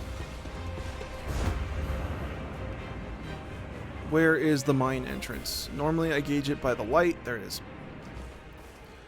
Okay, now let's do this. So I imagine Date Everything is a dating simulator, right?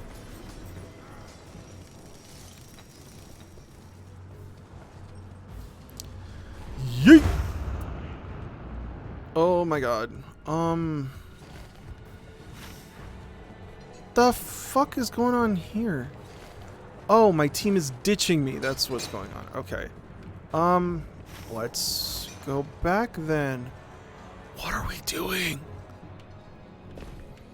Every major voice actor? Okay. So it's like a love letter to dating sims. Is what it sounds like. Okay, and then we just go straight. Okay. I imagine the household items can talk, right? That's the point. Over 100 dateable characters, and they are all voice acted. Have we gone too far? That's 100? Okay. So you can like look at the countertop or the kitchen sink and be like, we're gonna date. They become anthropomorphic. How the fuck did I miss this? It sounds like a huge release. I'm invisible. Oh, it's not fair. I was invisible. Could you stop it with the head thing? And is this game out already? Oh, Flowers Chaos. I fucking love Star Kid. Like, I've gone on musicals with Cheese, the Cheese Wheel podcast, with like just to talk about Star Kid musicals. The demo is out. Okay, I'll have to look at the demo or just the trailer, I guess. I will take Fire Grease.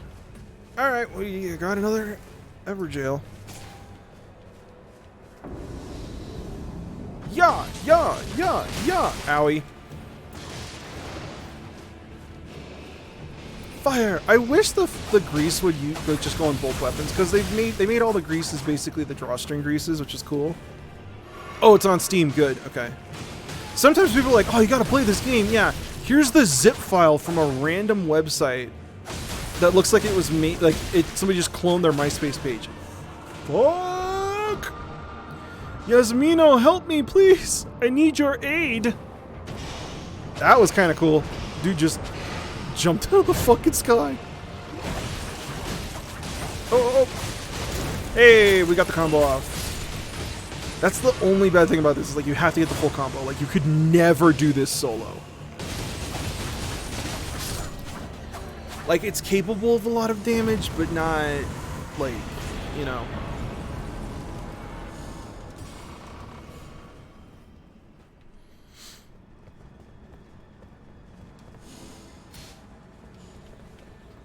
Yeah, I think the only Star Kid musical I haven't seen is the Harry Potter one. Because I'm kind of a hipster when it comes to Harry Potter, because I fucking hated Harry Potter before it was cool to hate Harry Potter. It's like, I hate it, like, don't take this out of context, please. But like once J.K. Rowling started doing all the transphobic stuff, there was a part of me that was just like, oh, thank God, now I don't got to do Harry Potter anymore. Right? Like there was no love lost there, I think, is the best way to put it.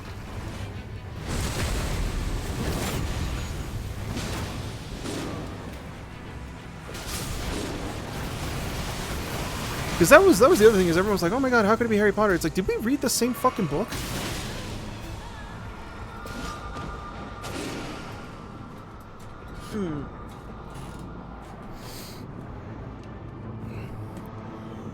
It's like, I don't...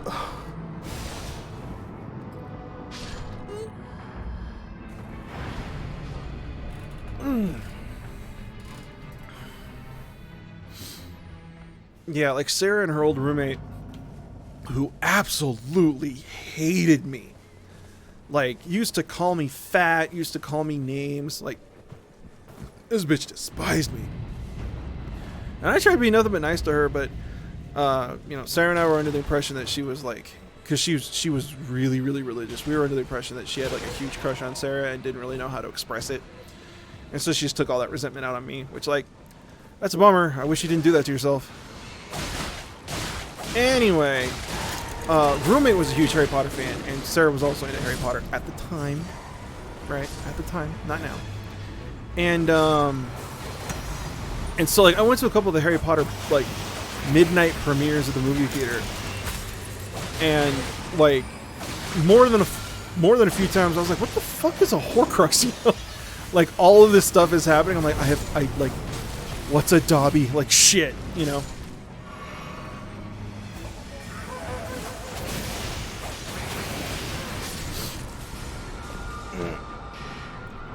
I mean, like, it's one of those things.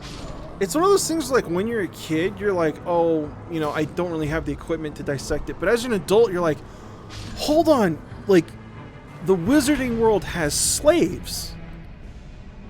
And we're just, like, cool with this, you know? And so instead of it being like, oh, no, that's Dobby, he likes to help people, it turns into like, oh, no, this is chattel slavery. This is bad.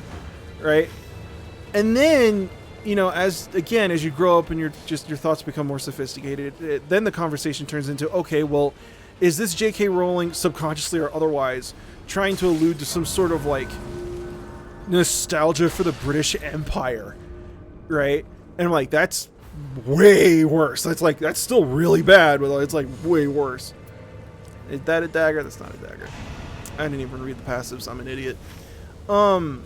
You know, so, like, that's really bad. And then the other thing is, like, a lot of magic from what I've read is, like, genetic based.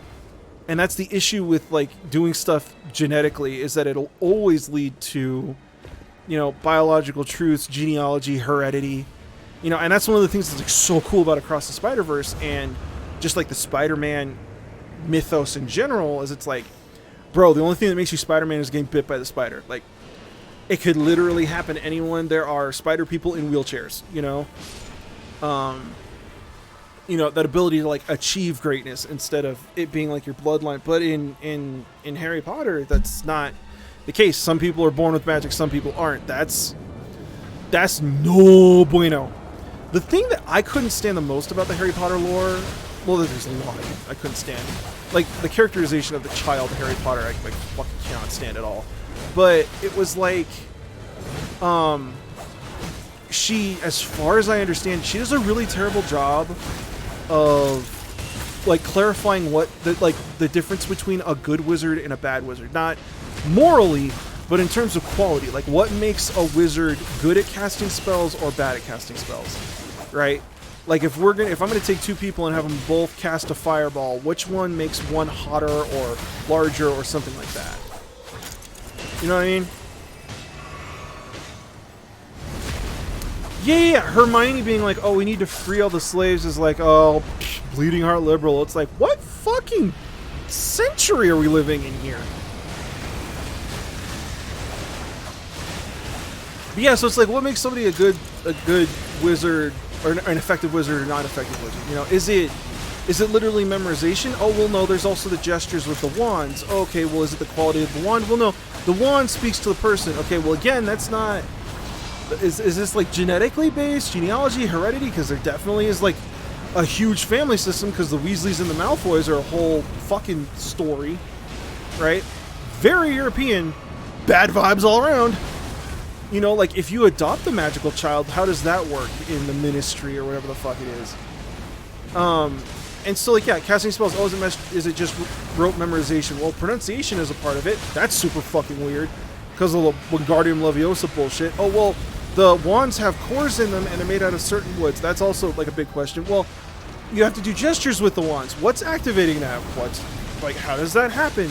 You know, it oh, and then fucking, you know, there are people casting spells without wands. Well, then isn't it an extraordinary advantage to be able to cast a defensive spell without a wand, without saying anything, without gesturing? Like, oh, I'm going to turn all of your blood into mayonnaise. Like, if I could just do that by thinking really hard, why would I want a wand?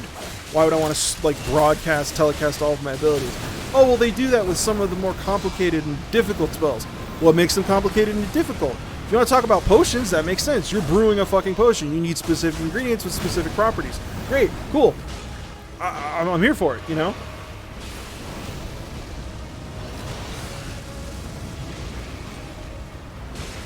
There's so many. Like, here's a question that never gets answered. If I tie two broomsticks together, do they go faster or do they stay the same speed?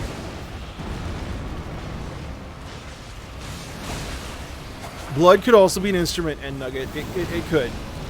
Right? If you want to get complicated, right, when you're listening to somebody's heart through a stethoscope, you could say that the combination of blood through your arteries and your heart pumping makes a sound. Something that your subconscious is organizing, which is therefore, you know, music. Let's see. Hey, Ellie Rubric, how you doing?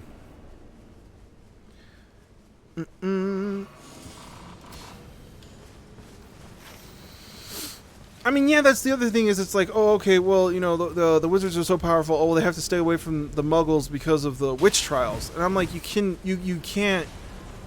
honestly cannot be trying to appropriate the Salem witch trials and like have it make any sense within the context of this book, because that's horrifying. First off, right? And just, I don't know. It doesn't make any sense. Like I'm sorry, you have an exchange rate system. You can exchange gold or pound sterling, whatever, to magical currency, and there's an exchange rate that you're monitoring. That means that you need to have a liaison from your financial system to the wizarding financial system. That's not exactly clandestine. You know? Like, fuck, dude. And then like the one argument I always was like, oh, it's a children's book. It's like, yeah, it's a children's book that says a lot of dark shit, dude. It's like, well, the real world is dark. Not like Superman can get dark, but then Superman's like, hey, this shit sucks. I'm gonna go beat the crap out of it. You know what I mean?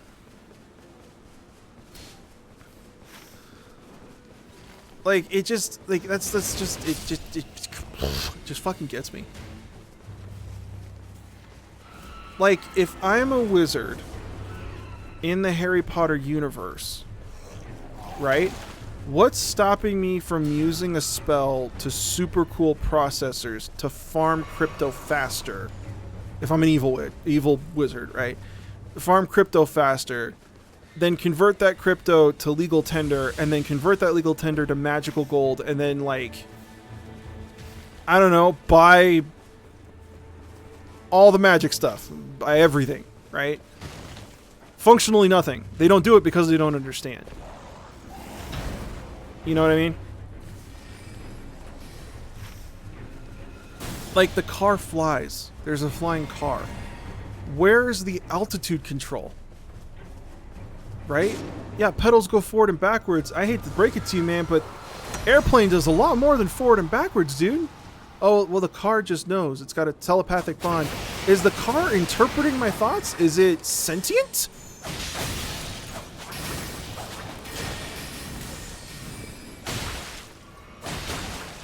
Also, in one of them, they fight dragons that are in captivity. That's akin to like dogfighting or like the running of the bulls, which is animal cruelty. Am I mistaken? Ow. Yeah, the Death Eaters start a crypto dump and dump. Yeah, no, it's Skull Coin, it's Snake Coin, and then Hiss Coin.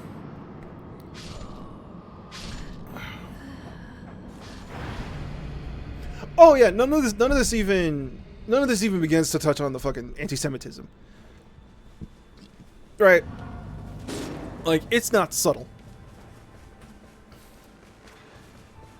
Which, I mean, again, when you start talking about, like, the slavery and all of that, and then, like, the emphasis on genealogy and family names, it's like, what are we doing here?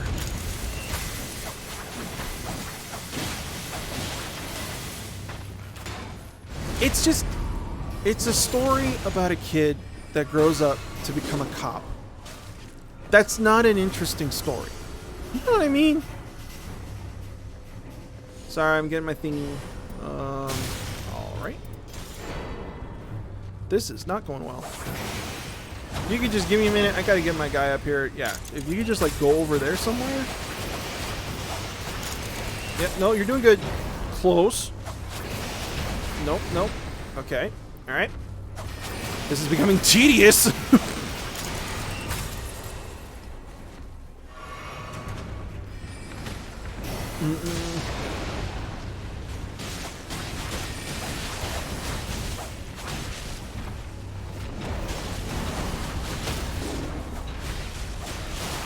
Well, I think that's like another thing, is it's sort of, you know, there's always an element of like, whenever you watch one of these things, there's always, oh yeah, well, we magically enchanted this thing to wash the dishes. It's like, if it can move indefinitely, you've created like a perpetual motion machine. You can attach that to a generator and free infinite energy.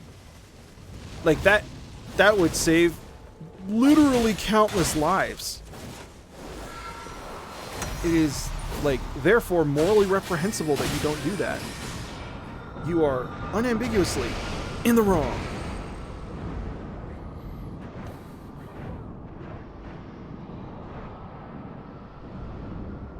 It's just, I love how it's like, and Harry Potter defeated fascism by following the rules harder than anyone else. Like, holy shit. Cannot be serious. And then he named his kid after the guy who had a crush on his mom.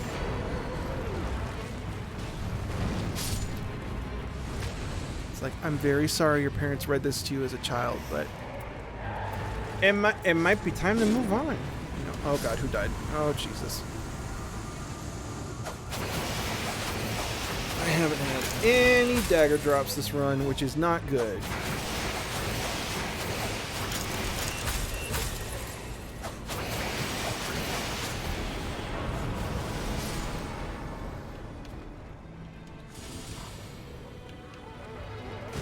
Oh, that, and then giving a child time control, that's just, sorry, I fucking hate Harry Potter. I've always hated Harry Potter.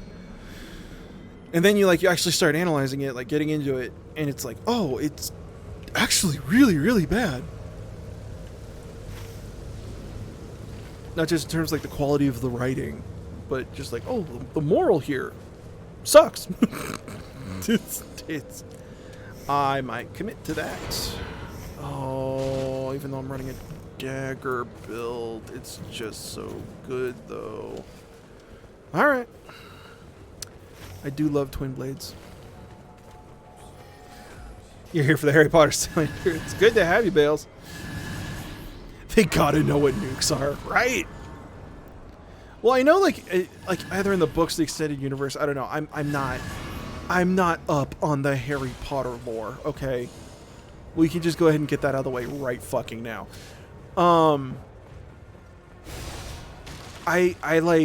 I know that there's like a consequence for not putting together a spell correctly, and it's like, why, how, you know, to what extent? it's just. Mm.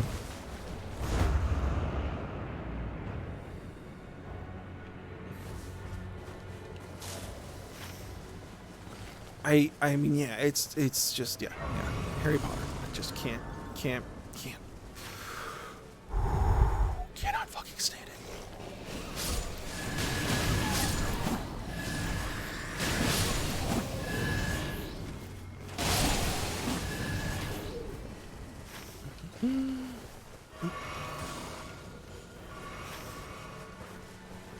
Okay, where are we going, guys?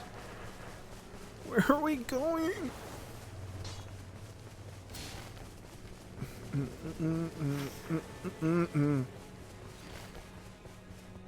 Okay, something just cast a huge shadow.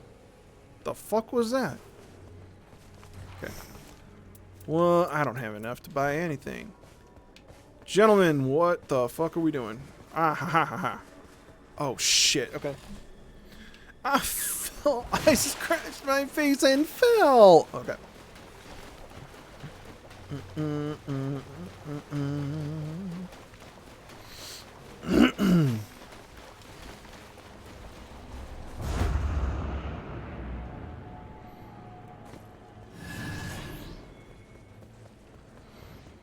No. I totally understand how it's like, oh yeah, you just have fun when you like don't think about it. You know what I mean? Like, yeah, you have fun when you don't think about it. A lot of children, like, it's okay. It's like sugar, right? It's like if you have something made of sugar, yes, children will eat it because children like sugar. People like sugar, especially people who aren't paying attention to what they're eating, like me, right? But that's why children can't vote. That's why children can't own property. It's why they can't get married. It's why they can't enlist. You know, it's because they are children. They like require an adult's guidance in order to make it through life. And so it's like, oh, there are all these shows and stuff. It's like, oh, you know, you're analyzing children's content. It's like, you know, are you suddenly going to have the FDA not monitor baby food? You know, that seems a little irresponsible. It's the exact same thing. It's like, yeah, we're analyzing this because you're supposed to be the one paying attention.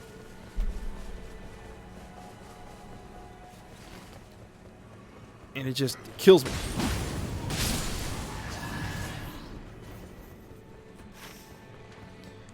Well, no, like, I mean, I know that, like, there's definitely an element of, like, oh, this doesn't have to make sense 100%, right?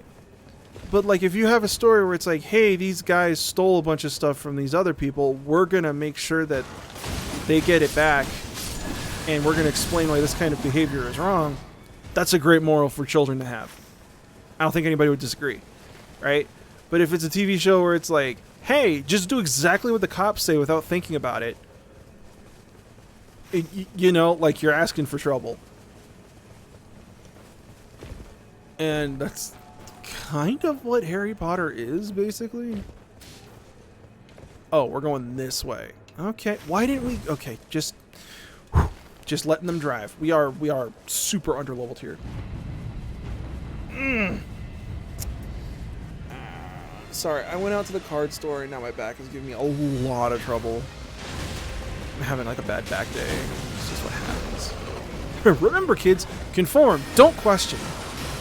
Like, that's something that I really like about Helldivers, is that, like, it's such a wonderful demonstration of fascism from the perspective of the proletariat, I guess you would say, right? Like, just the average Joe, right? And, like, when you read in between the lines, it's like, oh, they're, in order to get more bullets on the ground, they're deactivating safety features. The guns, like, hurt and kill their users. They're sending people to war in ceremonial gear because they're completely out of money. Like, all of these, like, when you look into it, there's all of these elements of, like, the failures of fascism, right? But on the surface, it's just like, hell yeah, brother, we're gonna go kill them bugs. You know, it's like a more nuanced Starship Troopers, the movie, not the book.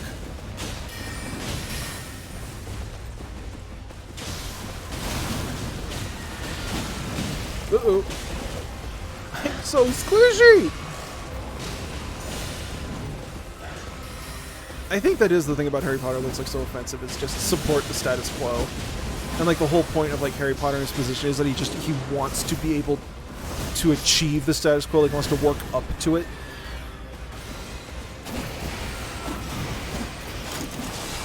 I wish the clock ability worked on resing your friends, your teammates. These are not my friends. Ow! Yeah, my life for Super Earth. Don't think about it.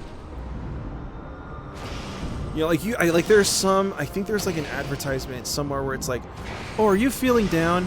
Think about talking to somebody at the bio, what was it? Oh, it's like the biological recycler. And it's like, oh, they're making Soylent Green out of people, you know?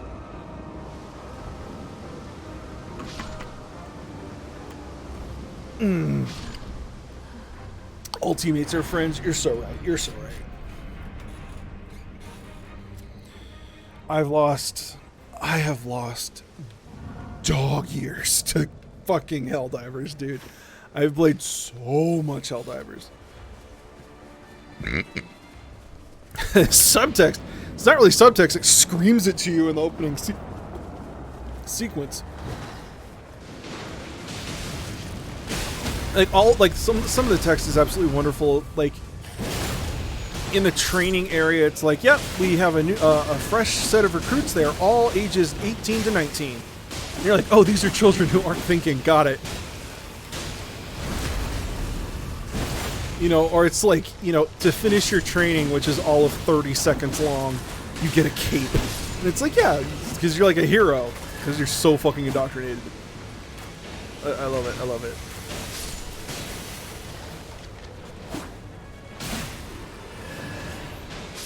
Helldivers 2, I would give you a strong recommendation for Helldivers 2. It is an incredible game.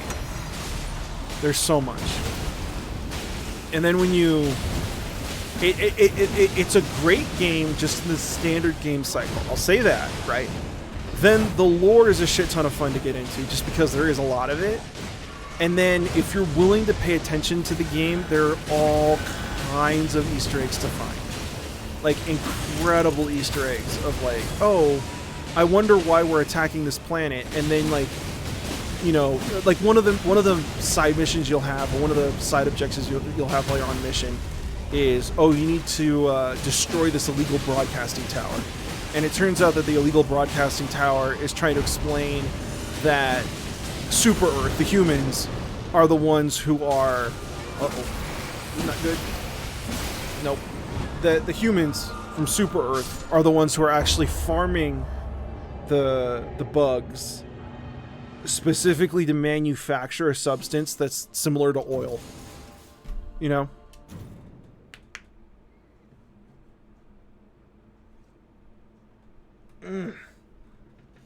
Oh my god. Okay. Alright guys, I'm gonna have to call it there for a couple of reasons. One, I'm tired. Two, my back hurts. But my back hurts because I went out and I got a bunch of cards. So I need to go and sleeve up all of my Final Fantasy cards, which I'm so fucking hyped to do. So with that, I just want to say thank you guys so much for tuning in. I always appreciate it. If there are any questions that you had about music theory that you wanted to know, feel free to DM me on Twitter. My DMs are open. I will not judge you. I won't say anything mean, you know?